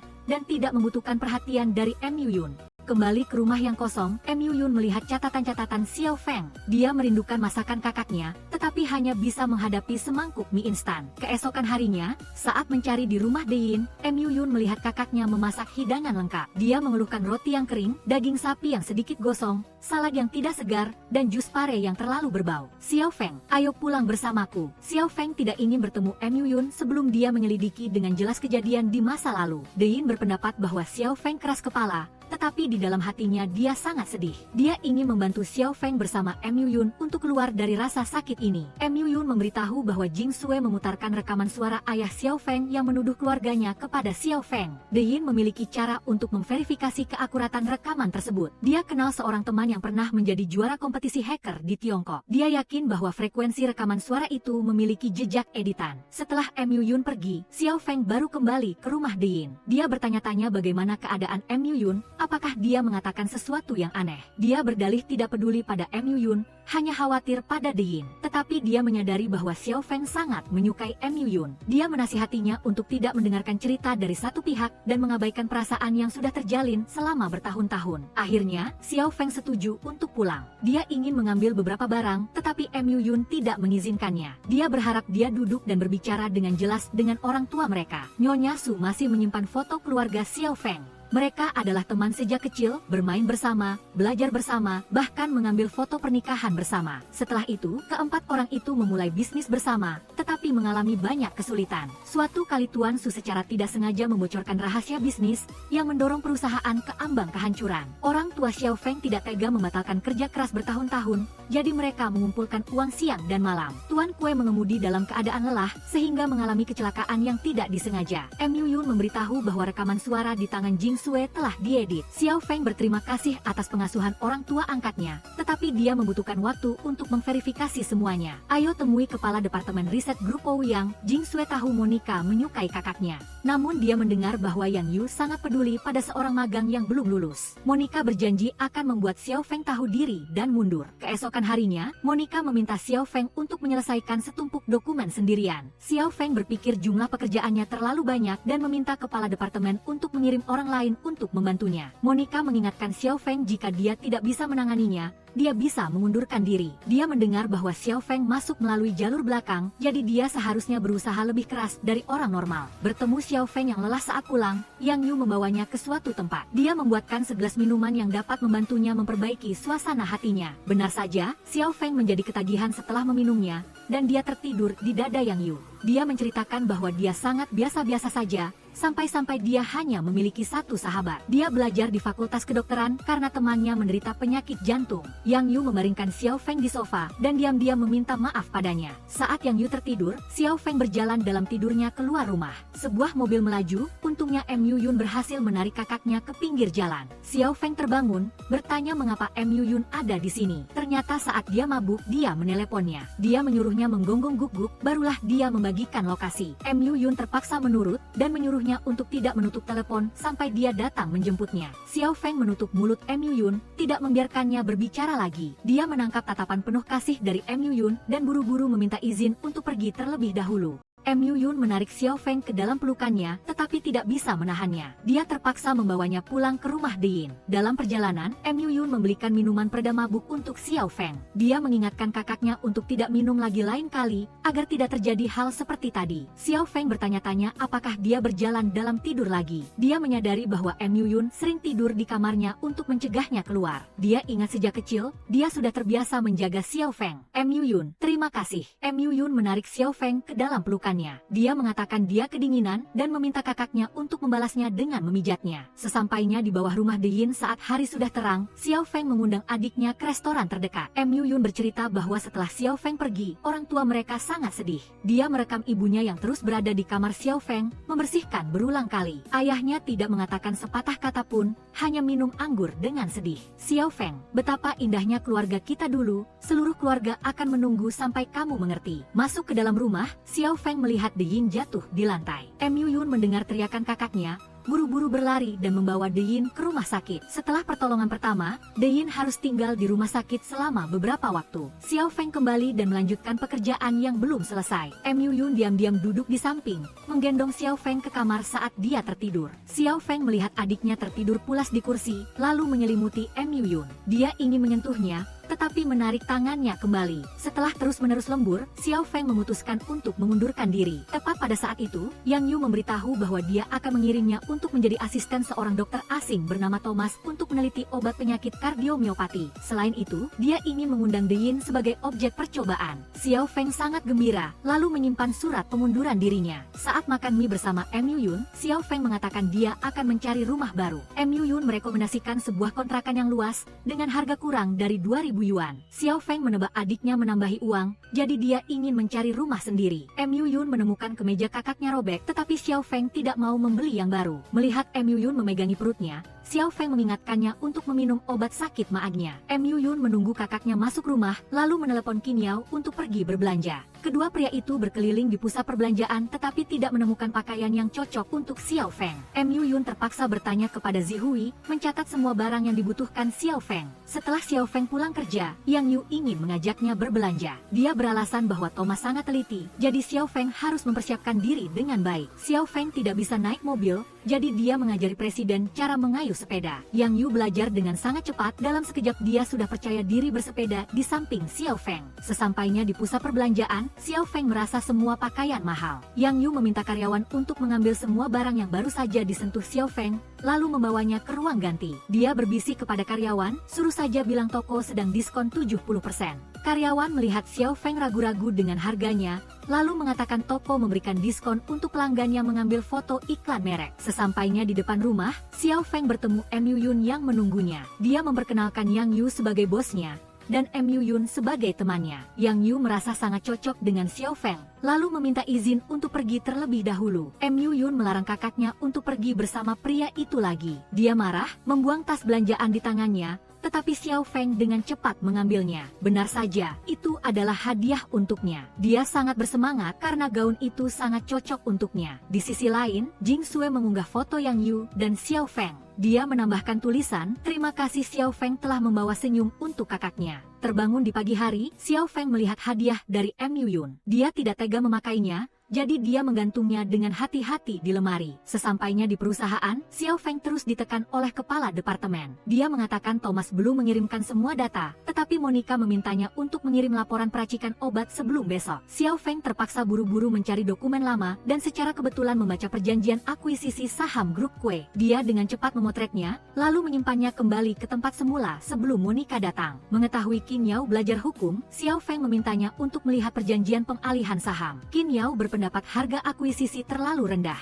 Karena Xiao Feng tidak memotret seluruh perjanjian, dia tidak yakin apakah grup OU yang bersekongkol untuk mengakuisisi grup Kue. Dalam perjalanan pulang, Xiao Feng melihat Qiwan memeluk pria lain. Dia datang untuk menanyainya, apakah Qiwan tidak merasa malu pada Qin Yao. Qiwan mendengar bahwa Xiao Feng juga berhasil merayu Yang Yu. Dia menantang Xiao Feng, apakah dia bisa membuat Qin Yao putus dengannya. Sesampainya di sekolah, melihat Qiwan bersikap mesra dengan Qin Yao, Xiao Feng berencana untuk membantunya. Tapi setelah beberapa saat dia menyadari bahwa dia harus mengundang Xiao Feng untuk ikut. Mendengar Xiao Feng bersikap kasar kepada adiknya, Qiwan menasihatinya untuk menjadi lebih lembut, jangan sampai cinta tak berbalasnya gagal. Mu Yun ingin menarik kakaknya pergi, tetapi Xiao Feng ingin membantah Qiwan. Dia berpendapat lebih baik bersikap kasar daripada munafik. Jika Qiwan benar-benar menyukai Qin Yao, dia tidak akan memintanya membelikan ini dan itu di bawah terik matahari, apalagi bersikap ambigu dengan pria lain. Qiwan marah, lalu menarik Qin Yao pergi. Xiao Feng tahu Mu Yun begadang semalaman untuk eksperimen,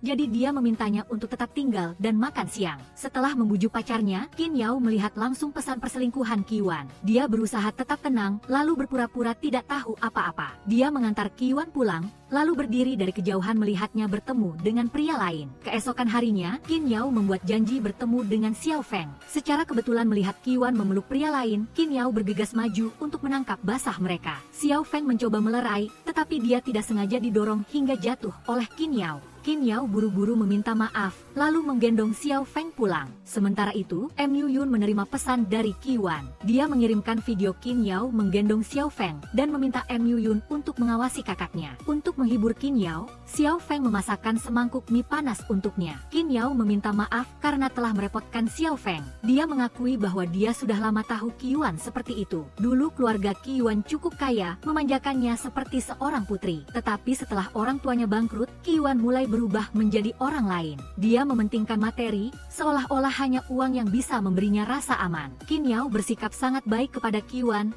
berharap dia kembali menjadi orang yang dulu. Namun dia salah, karena semuanya tidak bisa kembali seperti semula. Saat menemui kakaknya, Mu Yun melihat sekeliling rumah dan tidak menemukan Qin Yao. Dia membungkuk untuk melihat luka di kaki Xiao Feng, lalu pergi mengambil kotak obat untuk mengganti perbannya. Xiao Feng, ayo cepat pulang bersamaku. Mendengar Xiao Feng keras kepala, Mu Yun tiba-tiba mendekat dan menekannya ke sofa. Sun Yanfeng, aku tidak akan membiarkanmu berada dalam bahaya lagi. Xiao Feng mendorong Mu Yun, lalu menyuruh adiknya pulang terlebih dahulu. Mu Yun mengungkapkan bahwa terakhir kali, Xiao Feng hampir melompat dari gedung saat berjalan dalam tidurnya. Dia ketakutan, lalu mengikatkan tali ke kakinya sebelum tidur. Tetapi dia tidak tahu bahwa Mu Yun telah berjaga di depan pintu rumahnya sepanjang malam. Setelah masa percobaan tanpa henti, Muyun akhirnya berhasil menciptakan perangkat alarm pintar untuk penderita sleepwalking. Muyun bertemu Xiao Feng dan memberinya jam tangan pintar. Ketika dia mengalami masalah, perangkat itu akan mengirimkan notifikasi ke ponselnya. Xiao Feng menolak, tetapi Muyun secara paksa memasangnya di tangannya. Dia memberinya dua pilihan, satu memakai jam tangan,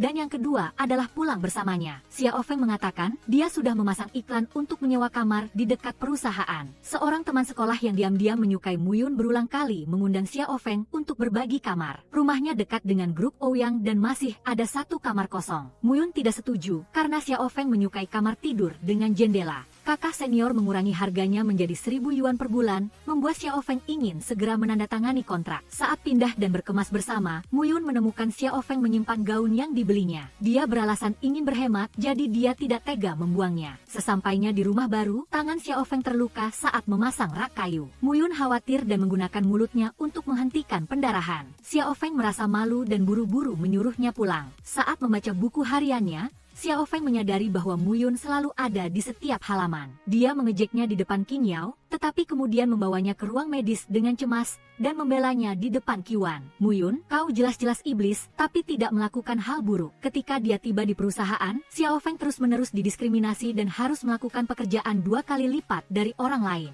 Dia pulang terlambat dan lift sedang diperbaiki. Dia harus menaiki tangga, tetapi kakinya sangat sakit. Dia berlutut dan hampir menangis karena kesal. Muyun tiba-tiba muncul dan menyeka air mata yang memasahi pipinya. Dia memintanya untuk memegang senter agar dia bisa menggendongnya pulang. Sesampainya di depan pintu, Xiao Feng menyuruhnya untuk beristirahat. Muyun menarik tangan Xiao Feng, tidak ingin meninggalkannya lagi. Xiao Feng, aku menyukaimu, ayo kita berkencan. Xiao Feng sangat gugup sehingga jantungnya serasa ingin keluar dari dadanya. Dia bersembunyi di dalam rumah, tetapi tidak bisa menahan diri untuk diam-diam mengintip Muyun dari balik pintu. Membiarkan kakak seniornya mengajak anjing jalan-jalan, Xiao Feng melihat Muyun masih belum pergi. Dia berkata bahwa dia khawatir Xiao Feng akan berjalan dalam tidur. Dia bertanya-tanya mengapa Xiao Feng selalu mengajak anjing kakak seniornya jalan-jalan setiap hari. Xiao Feng menyadari bahwa Muyun sering diam-diam menatapnya. Dia mengingatkannya untuk menjawab pengakuan cintanya. Di grup Ouyang, Monica mendengar Thomas memuji laporannya, lalu mengklaim bahwa dialah yang menulisnya. Xiao Feng tidak sengaja mendengarnya, lalu mempertanyakan Monica karena mencuri hasil karyanya. Dia menganggap seorang magang seperti Xiao Feng bagaimana bisa menulis laporan profesional. Xiao Feng mencoba menanyakan salah satu isi laporan dan ternyata Monica tidak tahu cara menjawabnya. Dia meminta ketua untuk mengizinkannya masuk ke ruang penyimpanan lagi untuk mencari beberapa dokumen tambahan. Kebetulan bertemu Xiao Feng di sebuah warung di pinggir jalan, Qin Yao mengantarnya pulang. Dia berterima kasih kepada Xiao Feng karena telah menghiburnya pada saat dia paling sedih. Dia meminta izin untuk memeluknya, seperti teman baik. Pelukan itu membuat Xiao Feng menyadari dia memiliki perasaan khusus untuk Muyun. Dia berbalik, secara tidak sengaja menjatuhkan gantungan kunci kelinci. Keesokan harinya, Muyun melihat gantungan kunci yang dia berikan kepada Xiao Feng jatuh dari tas Qin Yao. Dia menceritakan bahwa tadi malam, dia kebetulan bertemu Xiao Feng. Dia menjatuhkan kelinci putih itu,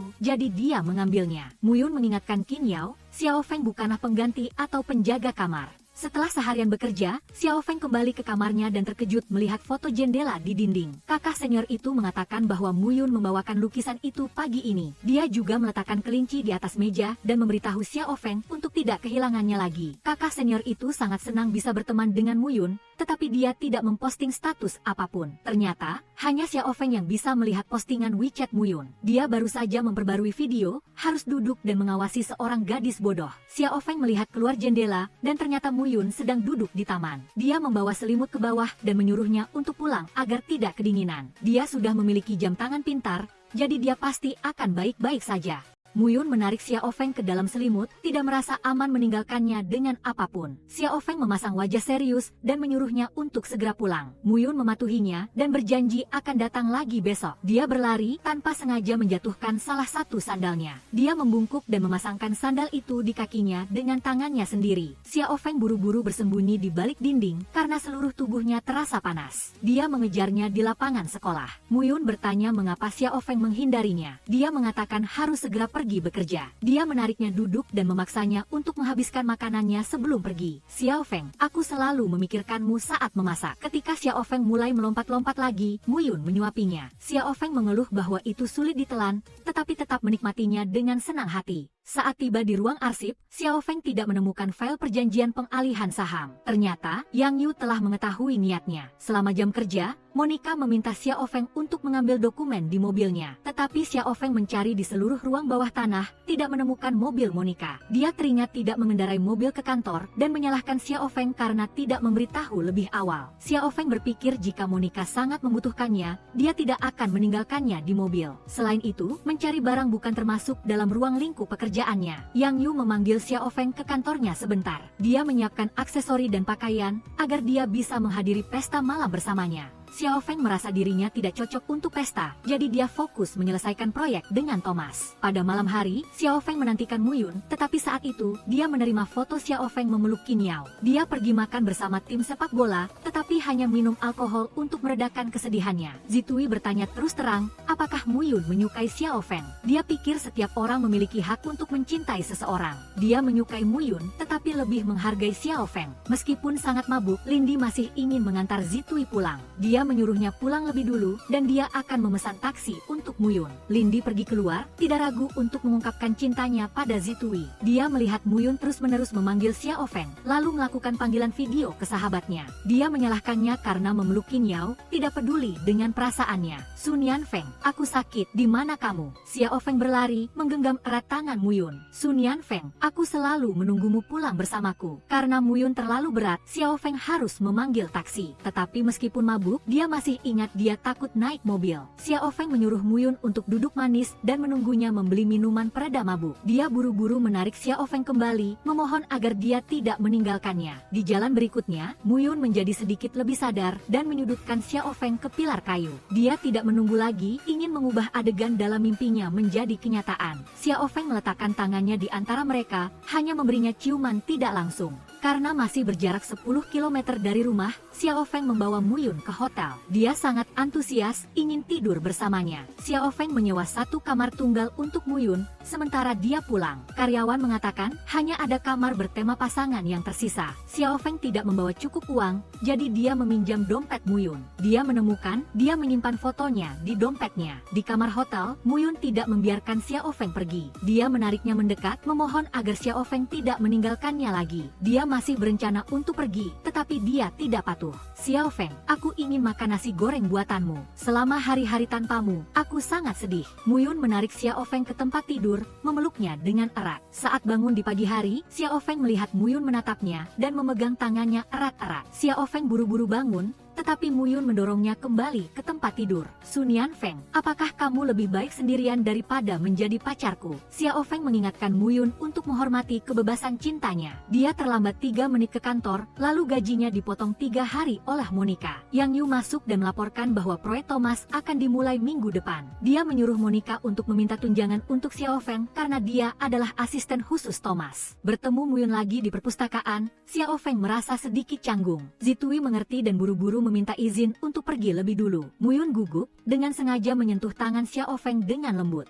Di sisi lain, Zitui melewati lapangan sepak bola dan melihat Lindy sedang menghibur seorang anak laki-laki. Dia berharap ketika dia menangis saat kecil, dia juga memiliki tangan yang menenangkan seperti itu. Di grup Ouyang, Monica meminta Xiao Feng untuk ikut dengannya ke bandara untuk menjemput Thomas. Xiao Feng takut mobil, tetapi Monica tidak mau memahaminya. Di dalam mobil, Xiao Feng mulai merasa sesak. Potongan-potongan ingatan kembali dan membuatnya pingsan. Saat dia sadar di rumah sakit, Xiao Feng melihat tatapan khawatir Mu Yun. Ternyata jam tangan pintar itu mengirimkan lokasi ke Mu Yun sehingga dia bergegas datang kepadanya. Mu Yun menyadari dia tidak tahu bubur apa yang disukai Xiao Feng. Jadi dia membeli berbagai macam. Dia secara pribadi menyuapi Xiao Feng dan tidak membiarkannya menolak. Di luar, Tuan dan Nyonya Su senang melihat kedua anak mereka kembali rukun seperti dulu. Namun, Xiao Feng melihat orang tua angkatnya dan langsung mengubah ekspresinya. Tuan Su menyarankan istrinya untuk memberi anak-anak mereka waktu lebih banyak. Saat bekerja, komputer Xiao Feng bermasalah. Mu Yun ingat apa yang diajarkan temannya,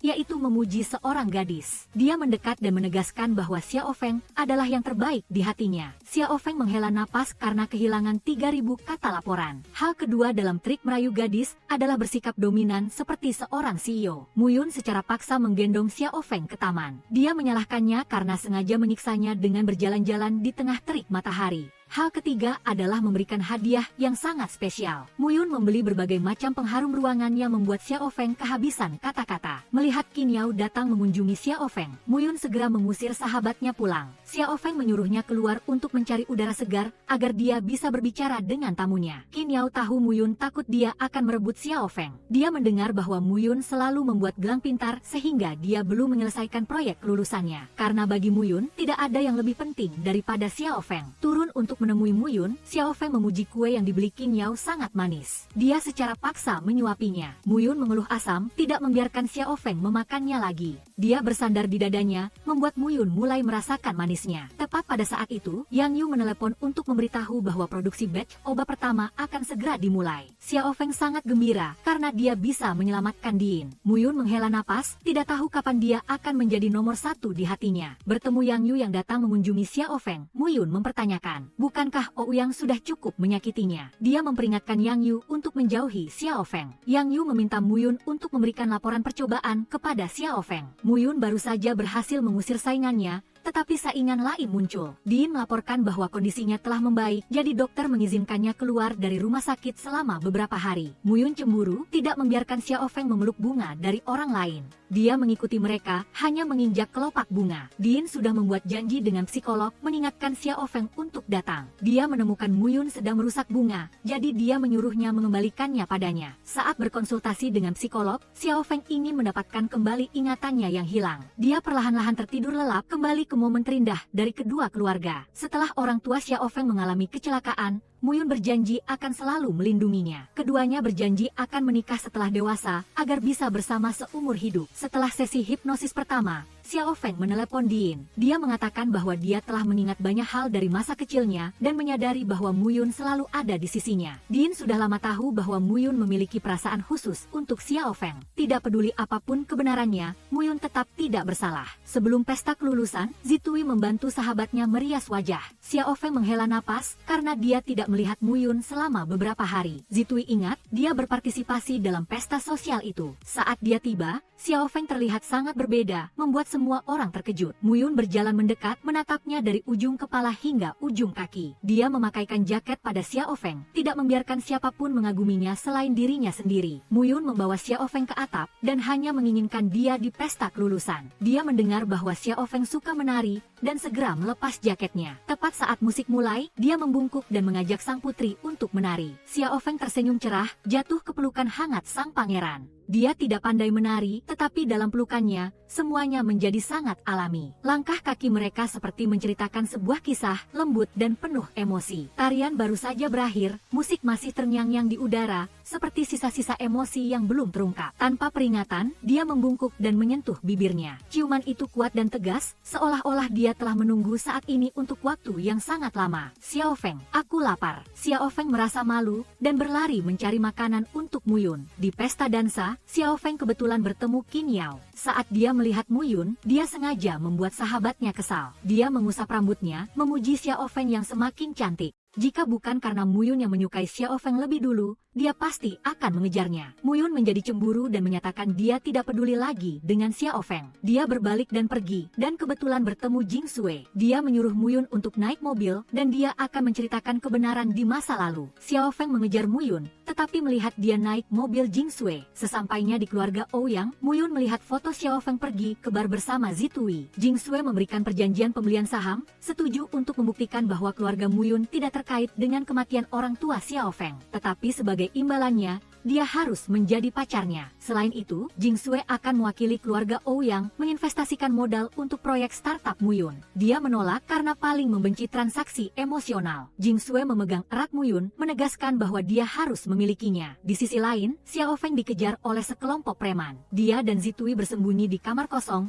buru-buru menelepon Muyun untuk meminta bantuan. Namun, Jing Sui merebut ponsel Muyun. Dia dengan tenang mengambil kembali ponselnya, menganggap Jing Sui tidak pantas untuknya. Dia tidak bisa menghubungi Xiao Feng, lalu melacak lokasinya. Tetapi Qin Yao datang selangkah lebih dulu, menyelamatkan kedua gadis itu. Para preman menyuruh Xiao Feng untuk membuka sebotol anggur, tetapi menolak untuk membayarnya. Qin Yao menyuruh Xiao Feng untuk pergi dari sana, dan dia akan membayarnya. Xiao Feng diam-diam mematikan sakelar, untuk mengajak Qin Yao melarikan diri. Para preman menyusul dan kembali memukuli Qin Yao. Tepat pada saat itu, Muyun datang dan melompat untuk membantu sahabatnya. Xiao Feng memanggil satpam, barulah para preman itu pergi. Muyun memuji Xiao Feng yang semakin hebat, bahkan berani pergi ke bar. Xiao Feng berkata Muyun naik mobil Jing Sui, mengapa dia tidak boleh pergi ke bar? Muyun mempertanyakan, dia bermesraan dengan Qin Yao, apakah dia peduli dengan perasaannya. Setelah ini, dia tidak akan peduli lagi dengan urusannya. Xiao Feng merajuk dan mengajak Qin Yao pergi dari hadapan Mu Yun. Sesampainya di rumah, Qin Yao menelepon untuk menjelaskan kepada sahabatnya. Dia berencana untuk menciptakan sedikit kesalahpahaman agar Xiao Feng berinisiatif mengejar Mu Yun. Siapa sangka, Mu Yun malah naik mobil Jing Sui. Mu Yun mempercayai Qin Yao, hanya merajuk pada Xiao Feng. Qin Yao mendengar bahwa banyak perusahaan mengundang Mu Yun untuk bekerja. Dia menasihati sahabatnya untuk tidak hanya memikirkan startup tetapi juga melewatkan kesempatan lain. Saat bekerja di sebuah perusahaan teknologi, ide kreatif Mu Yun ditolak. Atasannya menganggap bahwa kaum muda saat ini selalu mengidealkan segalanya. Dia harus keluar, makan nampan makan siangnya yang terpisah-pisah. Dia melihat foto lama, membayangkan makan masakan Xiao Feng. Tepat pada saat itu, Direktur Teknologi Shanghai menelepon. Mereka sangat tertarik dengan proyek Mu Yun, jadi mereka membuat janji untuk bertemu dengannya. Saat bertemu dengan Direktur Teknologi Shanghai bernama Linan, Mu Yun mengirimkan rencana pengembangan robot rumah pintar. Selain meningkatkan kualitas hidup, produk ini juga bisa menemani manusia. Linan sangat tertarik dengan produk yang humanis. Namun, semuanya berjalan terlalu lancar, membuat Mu Yun curiga. Dia meminta Qin Yao yang mengerti hukum untuk datang ke babak negosiasi dengannya. Qin Yao tidak menemukan sesuatu yang aneh, tetapi semua klausul dalam kontrak menguntungkan Mu Yun. Mereka mencari tahu latar belakang Linan, dan ternyata dia adalah paman dari Jing Sui. Saat mencari Linan, Mu Yun kebetulan bertemu Jing Sui. Li memuji Mu Yun yang sangat berbakat, cocok menjadi anggota keluarga Ouyang. Mu Yun menolak untuk bekerja sama jika harus melakukan pernikahan komersial. Jing Sui mengingatkan, hanya Shanghai Technology yang dapat melaksanakan proyeknya. Namun Mu Yun menolak dengan tegas, karena dia sama sekali tidak tertarik pada Jing Sui. Sesampainya di rumah, sakit mak Mu Yun kambuh. Dia berbaring dan melihat WeChat Xiao Feng. Melihat dia bahagia magang di rumah sakit merawat Din. Setelah pertama kali menyaksikan pasien meninggal di meja operasi, Xiao Feng tampaknya hancur. Dia mengingat saat-saat kehilangan orang tuanya, dan semakin sedih. Keesokan harinya dia bertemu Qin Yao. Xiao Feng bertanya tentang Mu Yun. Qin Yao mengatakan, dia masih belum menemukan investor. Terakhir kali Shanghai Technology berinisiatif untuk bekerja sama, tetapi pemiliknya adalah paman dari Jing Sui. Mu Yun tahu mereka punya niat lain, jadi dia menolak dengan tegas. Qin Yao memperkirakan Mu Yun menderita kerugian beberapa ratus juta yuan. Zitui memuji pria itu menjaga kesucian seperti batu giok. Demi seseorang dia tidak peduli dengan segalanya. Qin Yao merasa kasihan pada sahabatnya yang menderita, dan sakit maagnya kambuh. Dia tiba-tiba teringat, Mu Yun sedang berobat di departemen pencernaan. Xiao Feng pura-pura tidak peduli, tetapi dia dengan cepat pergi ke dokter untuk menanyakan tentang kondisi Mu Yun. Sesampainya di rumah Mu Yun, Xiao Feng menyuruhnya berbaring di sofa menunggu makanan. Dia memujinya berani, baru memulai startup beberapa hari sudah membuat dirinya menderita. Dia mengeluh bahwa Xiao Feng banyak bicara, tetapi dia sangat menikmati perhatian Xiao Feng. Saat berbicara dengan Mu Yun, Xiao Feng menceritakan bahwa tadi malam, dia tidak bisa menyelamatkan seorang pasien yang mengalami kecelakaan. Mu Yun menarik Xiao Feng ke dalam pelukannya, memberinya bahu yang kokoh. Dia berjanji akan makan dengan teratur, dan tidak akan merajuk lagi. Di bawah tekanan Jing Sui, Mu Yun ditolak oleh perusahaan teknologi. Di sisi lain, Qin Yao memberikan rencana proyek startup kepada Xiao Feng. Dia membantu Mu Yun mengirimkan rencananya ke puluhan unit, lalu secara kebetulan menemukan dana dukungan untuk mahasiswa startup. Dia membawa rencananya untuk menemui seorang profesor di sekolah, memintanya untuk menulis surat rekomendasi. Profesor setuju, karena dia menghargai ide Mu Yun. Beberapa hari kemudian, Mu Yun menerima telepon dari Komite Dana Startup Universitas Mingxian. Mereka memberitahu bahwa permintaan pendanaannya telah disetujui, jadi mereka membuat janji untuk dia datang ke sekolah untuk menyelesaikan prosedur. Qin Yao setuju, tetapi mencoret hidangan daging sapi premium dan hidangan laut mahal. Qin Yao menyuruh sahabatnya untuk maju, tetapi Mu Yun mendengarkan Xiao Feng. Qin Yao harus meminta karyawannya untuk membawakannya setengah kilo makanan anjing. Setelah menyelesaikan prosedur permohonan dana, Mu Yun memanggil semua orang untuk merayakan. Dia masuk untuk membantu Xiao Feng memasak, tetapi dia bahkan tidak tahu cara mengupas kubis. Setelah mencicipi makanannya, Zitui ingin menikahi Xiao Feng. Mu Yun cemburu bahkan pada seorang gadis, lalu mengusir Zitui dari rumahnya. Xiao Feng mendengar Mu Yun sudah minum obat lalu memujinya patuh. Mereka saling menyuapi, menganggap dua orang di seberang mereka tidak terlihat. Setelah makan, Mu Yun tidak membiarkan Xiao Feng mencuci piring. Dia berpikir Qin Yao dan Zitui adalah tamu, bagaimana bisa dia menyuruh mereka bekerja. Dia mendengar Mu Yun mencuci piring, lalu dia ingat mereka berdua sudah memasak, jadi biarkan kedua teman itu yang mencuci. Saat menonton film horor, Xiao Feng ketakutan dan memeluk erat Mu Yun. Dua orang lainnya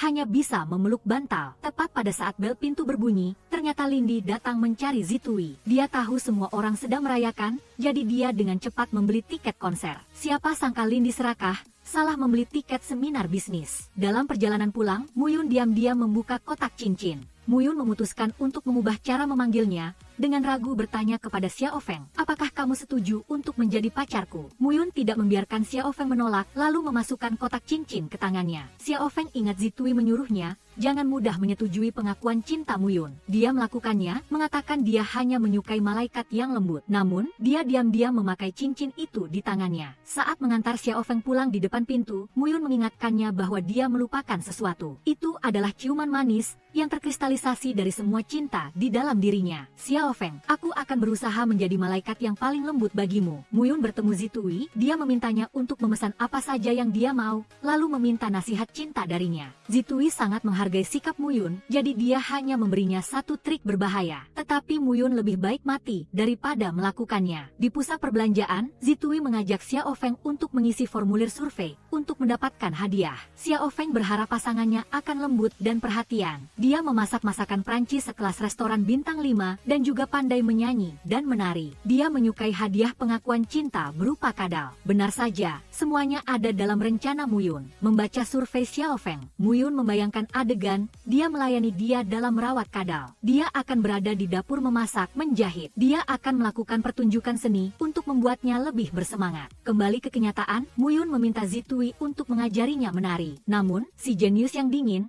seringkali kurang memiliki kemampuan artistik. Meskipun dia tidak menyukai hewan, Muyun mulai memelihara seekor kadal. Dia memanggil sahabatnya untuk menyemangati agar dia bisa memindahkan rumah untuk hewan peliharaannya. Qin Yao mengagumi Muyun karena cinta. Dia bisa mengorbankan nyawanya. Di supermarket, Muyun membeli peralatan memasak profesional. Dia belajar rahasia memasak steak dari koki restoran bintang 5. Setelah menyiapkan segalanya dengan saksama, Muyun memutuskan untuk menggunakan taktik kesengsaraan untuk mengundang Xiao Feng ke rumah. Dia berpura-pura demam tinggi, membuat janji dengannya jam 6 sore ini. Xiao Feng tahu niat Muyun, tetapi bersedia untuk terjebak di dalamnya. Muyun sangat senang, segera membersihkan rumah dengan rapi. Akhirnya, Xiao Feng pun datang. Muyun melihat pakaiannya yang aneh, tetapi tetap berusaha memujinya cantik. Dia berkata setelah dia datang, penyakitnya langsung sembuh. Xiao Feng memuji rumahnya rapi, tetapi belum cukup bersih. Muyun mengendalikan mulutnya yang tajam, berjanji lain kali akan lebih perhatian. Xiao Feng bertanya-tanya mengapa dia tiba-tiba begitu lembut. Xiao Feng, apakah kamu menyukai aku yang seperti ini?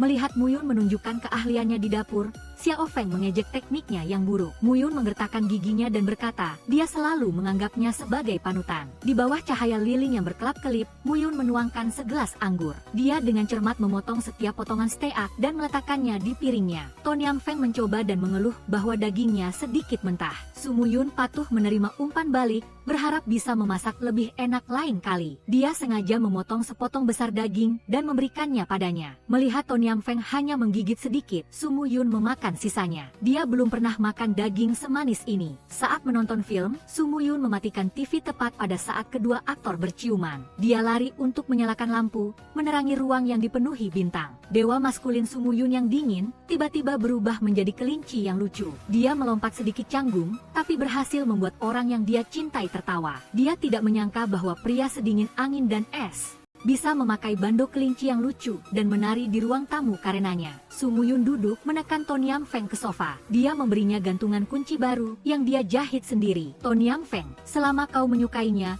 aku bisa melakukan apa saja. Su Muyun tidak menunggu balasan, dia langsung mencium Ton Yam Feng. Suara menginterupsi suasana romantis, ternyata kadal keluar dari sarangnya. Su Muyun mengambil kesempatan itu untuk membawanya dan memberikannya kepada Ton Yam Feng. Siapa sangka, dia takut sampai pucat. Ton Yam Feng mengatakan bahwa dia hanya menulis sesuatu secara acak di survei. Namun, dia menyukai semua yang dia siapkan. Tepat ketika rumah sakit menelepon dengan tergesa-gesa, Ton Yam Feng buru-buru pergi dan lupa tasnya. Su Muyun melihat gaun kotor di dalam tas dan menduga dia terpaksa berganti pakaian. Sesampai di rumah sakit, Ton Yam Feng sekali lagi menghadapi kepergian seorang pasien. Kebetulan bertemu Yang Yu, dia curhat bahwa dia belajar kedokteran untuk mencari cara menyembuhkan Luo Tede. Dia tidak pernah berpikir bahwa selain pengetahuan profesional, seorang dokter juga harus menghadapi hidup dan mati. Yang Yu menghibur Ton Yam Feng agar tidak memberi tekanan pada dirinya sendiri. Tepat ketika dia melihat Su Muyun, Ton Yam Feng berlari untuk memeluknya. Ton Yam Feng Feng, aku di sini. Menuangkan bubur untuk Ton Yam Feng. Su Muyun mendesaknya,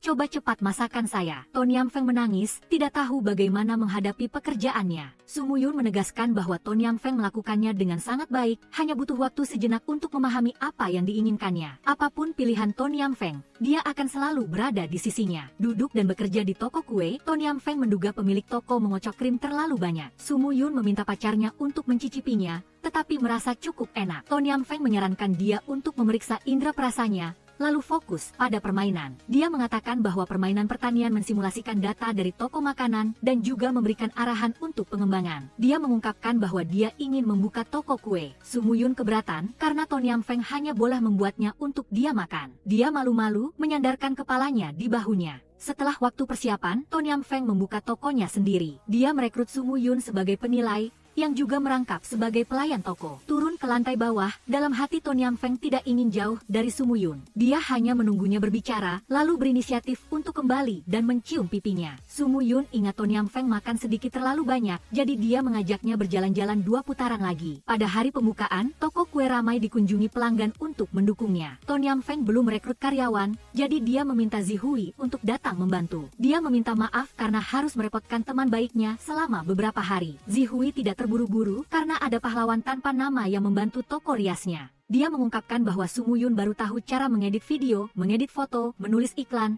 dan bahkan tahu cara riset pasar. Dia bekerja secara gratis untuk Zihui dan juga mengelola akun toko kue Ton Yam Feng. Luo Tede datang untuk mengucapkan selamat atas pembukaan toko Ton Yam Feng dan dia diizinkan untuk mencicipi kue. Ton Yam Feng gugup karena dia sedang berlatih membuat kue ulang tahun untuk Su Muyun. Dia mengatakan bahwa dia sibuk berpartisipasi dalam kompetisi robot, jadi mereka sudah lama tidak bertemu. Luo Tede melihat teman dekatnya yang pemalu, lalu mengulurkan tangan untuk membantu. Dia menggunakan ponsel Ton Yam Feng untuk mengirim pesan teks untuk mengatur pertemuan ulang tahun dengan Su Muyun. Untuk pertama kalinya melihat Ton Yam Feng berinisiatif untuk berkencan, Su Muyun harus bersiap dengan sangat hati-hati. Dia menelepon teman dekatnya untuk menanyakan apa yang harus dia kenakan pada kencan pertama. Qin Yao berpikir bahwa apapun yang dikenakan Su Muyun akan terlihat bagus. Dia meminta teman dekatnya untuk berhenti memberinya makan makanan anjing. Mendengar bahwa Ton Yam Feng membuka toko kue, King Sue datang untuk melihatnya. King Sue mencoba sepotong dan mengeluh bahwa keterampilan pemiliknya buruk. King Sue meminta maaf kepada Ton Yam Feng karena dia sedikit pilih-pilih dalam hal makanan. Ton Yam Feng mengingatkan pelanggan, jika tidak ingin makan, jangan datang ke toko. Dia melihat King Sue seperti seorang nona muda kaya,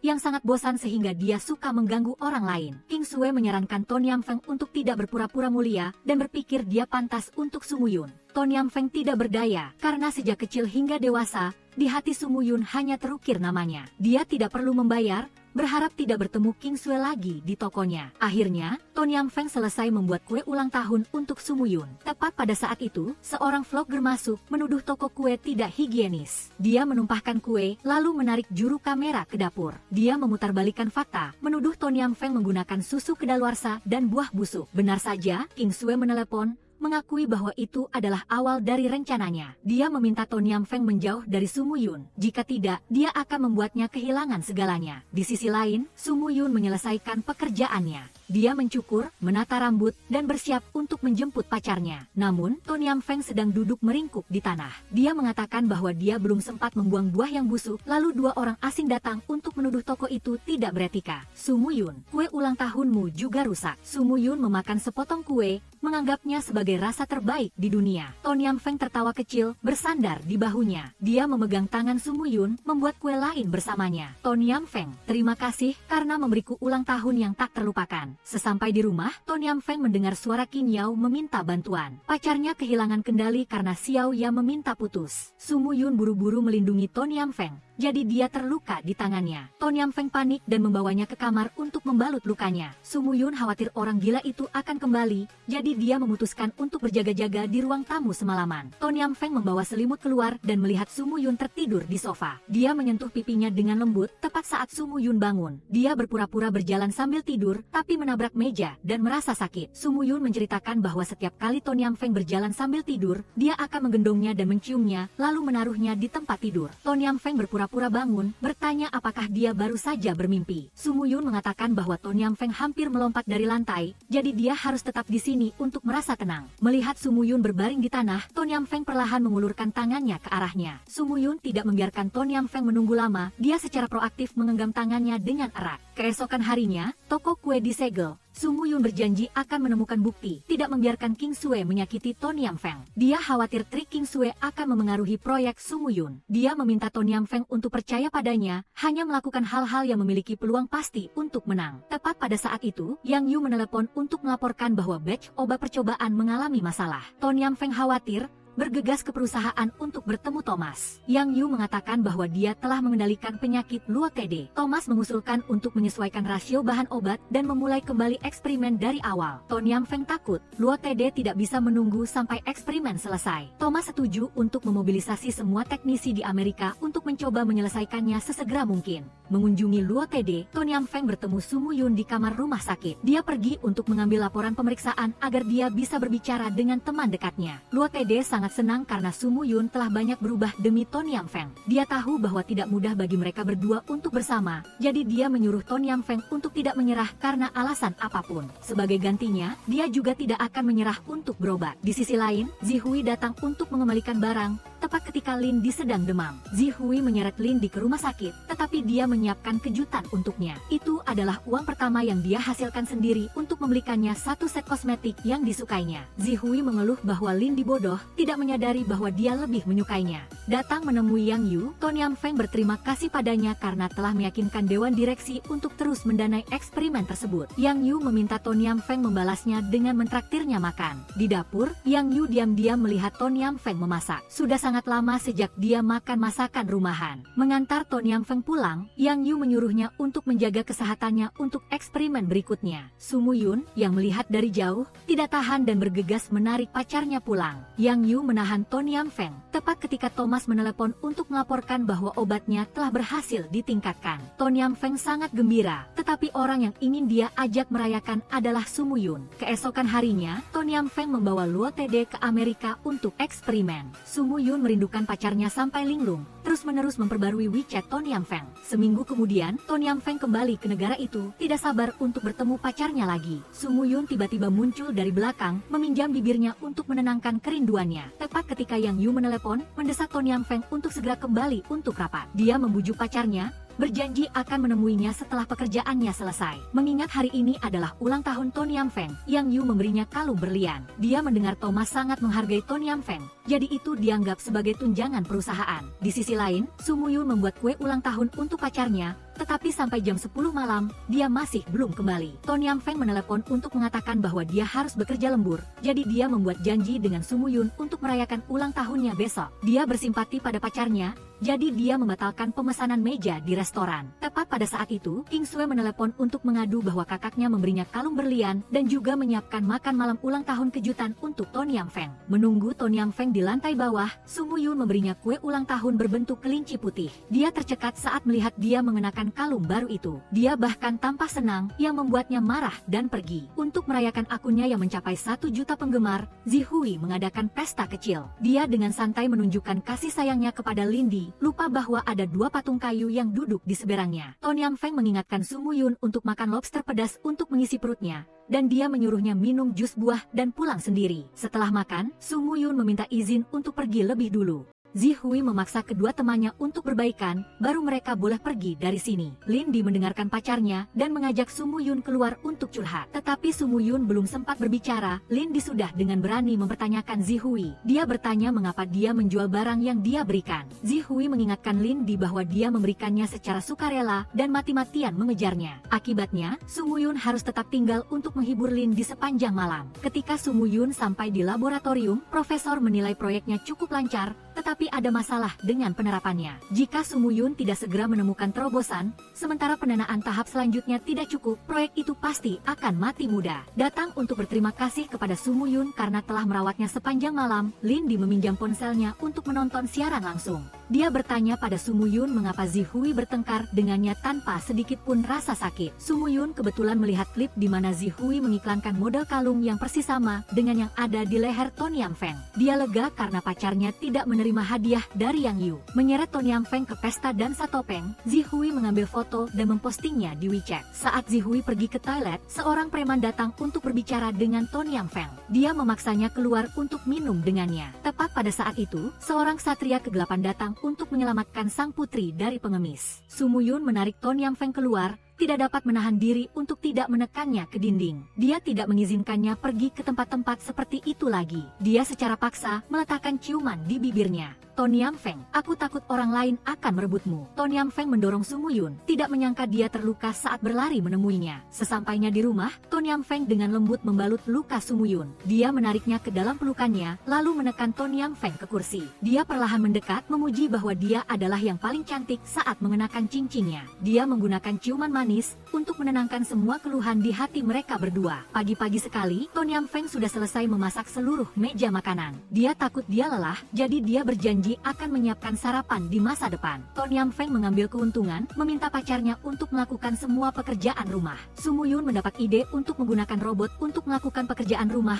untuk meningkatkan penerapan proyeknya. Setibanya di laboratorium, Su Muyun melaporkan kepada profesor bahwa dia telah menemukan masalah dengan proyek tersebut. Dia terlalu sibuk meningkatkan sistem ke tingkat yang paling modern sehingga mengabaikan ide humanis awal. Dia ingin menggunakan 2 minggu sebelum kompetisi robot untuk meningkatkan produk agar benar-benar terintegrasi ke dalam kehidupan keluarga. Profesor baru saja menemukan asisten untuk Su Muyun, yaitu King Sue. Dia tidak bisa mendekati Su Muyun, jadi dia diam-diam mengambil foto untuk membuat Ton Yam Feng salah paham. Melihat Ton Yam Feng datang mencari Su Muyun, King Sue dengan cepat memeluk lehernya. Su Muyun takut Ton Yam Feng akan salah paham, jadi dia buru-buru mengejar pacarnya. Dia menariknya ke dalam pelukannya, bertekad untuk tidak melepaskannya. Ton Yam Feng, apa kau cemburu? Su Muyun menjelaskan. Profesor memasukkan King Sue ke dalam laboratorium. Dia sibuk meningkatkan robot, tidak menyangka dia datang sendiri. Dia menolak dan mengatakan bahwa dia menggunakan robot untuk mempersiapkan hal-hal penting. Ton Yam Feng melihat Su Muyun tidak menjelaskan dengan jelas apa yang terjadi, jadi dia pergi dengan marah. Sesampai di rumah, Ton Yam Feng menerima pesan anonim, mengingatkannya akan kematian orang tuanya. Benar saja, itu adalah taktik King Sue lagi. Ton Yam Feng mengalami mimpi buruk yang menyebabkan gelang pintar mengirimkan sinyal peringatan. Su Muyun berlari, memeluk Ton Yam Feng erat-erat. Dia meminta maaf karena sibuk meningkatkan proyek dan mengabaikan perasaannya. Su Muyun, aku tidak ingin menghindar lagi.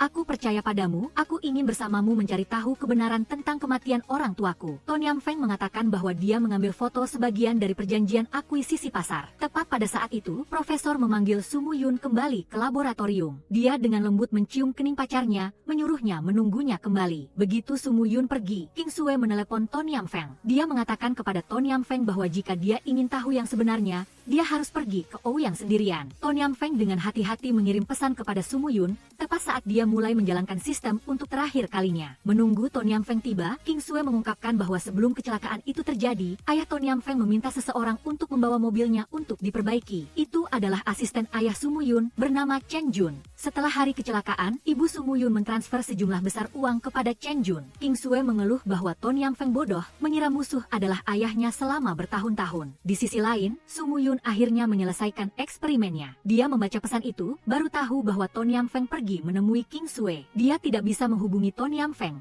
jadi dia menelepon dan menangkap Yang Yu di sekolah adiknya. Sementara itu, Ton Yam Feng tidak mempercayai kata-kata King Sue. Dia menduga King Sue ingin memisahkannya dari Su Muyun, jadi dia membuat drama ini. Tepat pada saat itu, Yang Yu membawa Su Muyun masuk, membaca laporan palsu King Sue. Dia merasa malu dan memutuskan untuk mengatakan yang sebenarnya. Dia mengirim Ton Yam Feng rekaman lengkap. Aku menyalahkan diriku sendiri karena salah mempercayai Ouyang. Jadi aku jatuh ke dalam konspirasi akuisisi mereka. Aku akan bersama dengan teman-teman baikku seperti keluarga Su untuk membawa perusahaan melewati rintangan ini. Yang Yu mengatakan bahwa tahun itu, ayahnya memimpin grup Ouyang menjadi semakin kuat. Untuk melenyapkan satu-satunya saingan, Zuo, dia menggunakan metode persaingan yang ekstrim. Dia berpura-pura bekerja sama dengan Zuo untuk berkembang bersama, tetapi sebenarnya terus-menerus menarik manajer inti mereka. Zuo kehilangan talenta, aliran modalnya terputus, dan akhirnya bangkrut. Orang tua Su Muyun mendukung keputusan keluarga Ton Yam Feng, jadi mereka menyerahkan banyak dokumen internal kepada grup Ouyang. Tetapi ketika mereka menemukan konspirasi Ouyang, sudah terlambat. Ayah Ton Yam Feng hanya mempercayai keluarga Su, jadi dia mentransfer semua saham kepadanya. Su Muyun masih tidak mengerti mengapa King Sue harus memalsukan bukti. Dia ingat tahun itu, ayahnya datang ke keluarga Su untuk menarik sekutu. Untuk pertama kalinya bertemu Su Muyun, King Sue memiliki perasaan padanya. Tetapi semua perhatian Su Muyun hanya terfokus pada Zuo Zhuo Yifeng. King Sui yang sombong menginjak-injak harga dirinya. Dia mencoba menjadi rapuh agar Su Muyun memperhatikannya. Tetapi setelah bertahun-tahun, di matanya masih hanya ada orang yang biasa-biasa saja. Ton Yam Feng bertanya pada King Sui, berdasarkan apa kau mengklaim bahwa kau bisa mendapatkan apapun yang kau inginkan? Ton Yam Feng berpikir tidak ada yang menyakiti King Sui. Semuanya dari awal hingga akhir hanyalah keserakahannya. King Sui kehilangan kendali, mendorong Ton Yam Feng ke kursi. Yang Yu buru-buru memegangi adiknya agar Su Muyun bisa membawa Ton Yam Feng keluar. King Sui mudah terpancing. Sayangnya kepalanya terbentur sisi lemari. Mengetahui bahwa Thomas telah berhasil menguji obat pelemas otot jantung, Ton Yam Feng meminta untuk mundur dari proyek tersebut. Dia ingin istirahat sejenak untuk memikirkan jalan ke depan. Untuk menebus kesalahannya pada Ton Yam Feng, Yang Yu diam-diam memberinya hak untuk menamai dana proyek penelitian penyakit otot jantung. Dia berpesan kepada Monica untuk merahasiakannya darinya sampai semuanya teratur. Yang Yu ingat ketika dia masih kecil, dia pernah mengikuti ayahnya ke keluarga Su. Ton Yam Feng memintanya untuk memberikan jepit rambut kepada King Sui dan meminta maaf padanya atas nama Su Muyun. Mengejar Ton Yam Feng, Yang Yu meminta maaf atas segala sesuatu di masa lalu. Ton Yam Feng berpikir itu adalah dendam generasi sebelumnya, dan Yang Yu telah melakukan banyak hal untuknya. Pulang untuk makan, Ton Yam Feng meminta maaf karena telah salah menyalahkan orang tuanya. Kakek dan nenek Su tidak menyalahkan putrinya, selama Ton Yam Feng masih mencintainya. Su Muyun cemburu pada ibunya, tidak mengizinkan siapapun memegang tangan pacarnya. Nenek Su memuji putrinya yang baik dalam segala hal, hanya memiliki masalah dalam memilih pacar. Setelah kembali dari Amerika, kondisi Luo Tede tidak membaik. Dia mengirim surat kepada Ton Yam Feng, lalu ingin istirahat sebentar. Ton Yam Feng, kau adalah satu-satunya teman dekatku. Melihatmu menjadi kuat dan bersinar, betapa senangnya aku. Kau harus ingat, manusia harus menjadi diri sendiri, merasakan cinta dan berani untuk mencintai. Kau harus menggenggam erat tangan Su Muyun dan berusaha untuk hidup sepenuhnya. Sebulan kemudian, upacara penghargaan untuk kompetisi inovasi robot internasional diadakan di kota Yangzhou. Juri telah memilih 10 pemenang hadiah utama dari 1.700 peserta. Su Muyun terpilih sebagai perwakilan untuk berinteraksi dengan penonton. Dia mengatakan bahwa inspirasi untuk menciptakan robot Su Xiaoai datang dari orang yang paling dia cintai. Dia ingin menciptakan robot serbaguna yang akan membantu dia dan pacarnya memiliki lebih banyak waktu bersama. Sebelumnya, saya tidak mengerti cinta. Saya hanya tahu cara memanggilnya pulang untuk memasak. Saya menertawakannya karena dia bodoh, harus meminta saya untuk mengajarinya baru dia bisa lulus ujian. Saya tidak mengizinkannya berteman, selalu membuat masalah agar dia merawat saya. Sebenarnya, saya ingin bersamanya setiap detik, tapi tindakan naif saya membuatnya marah. Setelah dewasa, saya menyadari bahwa cinta bukanlah posesif atau menyembunyikannya di hati, tetapi menghabiskan waktu terbaik bersama pasangan. Saya ingin menganggap teman-temannya sebagai teman saya, berbagi semua suka dan duka. Saya ingin menghormati dan melindunginya. Zhuo Yifeng, seandainya saya sadar lebih awal, saya akan menghabiskan seluruh hidup saya bersamamu. Begitu Su Muyun selesai berbicara, lampu auditorium tiba-tiba menyinari Ton Yam Feng. Dia berjalan turun dari panggung, menjemput pemeran utama wanita dalam hidupnya. Ton Yam Feng, kita berjanji pada usia 7 tahun, bahwa kita akan bersama selamanya. Sejak hari itu sampai sekarang, 5.780 hari, 934 menit, dan 12 detik telah berlalu. Aku berharap di saat berikutnya, kita akan memiliki awal yang baru. Zhuo Yifeng, aku mencintaimu. Maukah kau menikah denganku? Para sahabat juga datang untuk menyaksikan momen penting Ton Yam Feng. Kondisi Luo Tede lebih baik karena perbaikan obat baru-baru ini sangat cocok dengan kondisinya. Su Muyun menarik Ton Yam Feng mendekat, mengingatkannya bahwa dia adalah karakter utamanya. Aku, Su Muyun, bersedia menikahimu. Dalam perjalanan pulang, Ton Yam Feng merasa kakinya sedikit sakit. Su Muyun berniat menggendong pacarnya, tetapi dia memutuskan untuk memanggil taksi. Karena ada dia tidak takut pada apapun lagi. Su Muyun, kau adalah obat penenang terbaikku. Ton Yam Feng dengan berani naik ke mobil, menggenggam erat tangan Su Muyun. Kehangatannya membantunya menjadi tenang kembali. Su Muyun tersenyum, meletakkan ciuman di bibir Ton Yam Feng. Pindah ke rumah Su Muyun, Ton Yam Feng ingin menyimpan lukisan jendela yang dia beli. Su Muyun mengeluh bahwa pacarnya masih tidak tega memakai gaun yang dia berikan. Dia mengangkatnya, menduga Ton Yam Feng gemuk sehingga tidak berani memakainya. Saat makan malam dengan cahaya lilin, Su Muyun telah mengatasi kekurangan sebelumnya. Dia memanggang daging sapi dengan lebih matang, memilih sayuran segar. Ton Yam Feng masih belum puas, karena itu masih belum cukup untuk menebus semua tahun dia diganggu. Su Muyun perlahan mendekat, menggendong Ton Yam Feng ke dalam pelukannya. Dia memutuskan untuk menggunakan cara lain untuk menebus semua kesalahannya. Membawa Ton Yam Feng ke tempat tidur, Su Muyun tidak bisa mengendalikan tubuhnya. Dia bergegas menciumnya, tepat ketika ibunya membeli barang-barang baru untuk Ton Yang Feng. Nyonya Su buru-buru menutup pintu, mengundang kedua anaknya untuk melanjutkan. Su Muyun tidak malu, melanjutkan untuk mencium pacarnya. Siapa sangka, ibunya lupa, belum menyemangati putrinya. Ton Yang Feng malu, buru-buru melepaskan diri dari pelukan Su Muyun. Setelah seharian bekerja, Su Muyun tiba-tiba melihat pengantin wanita yang telah dia dambakan selama bertahun-tahun. Ton Yang Feng, terima kasih karena telah membuatku menjadi orang paling bahagia di dunia ini.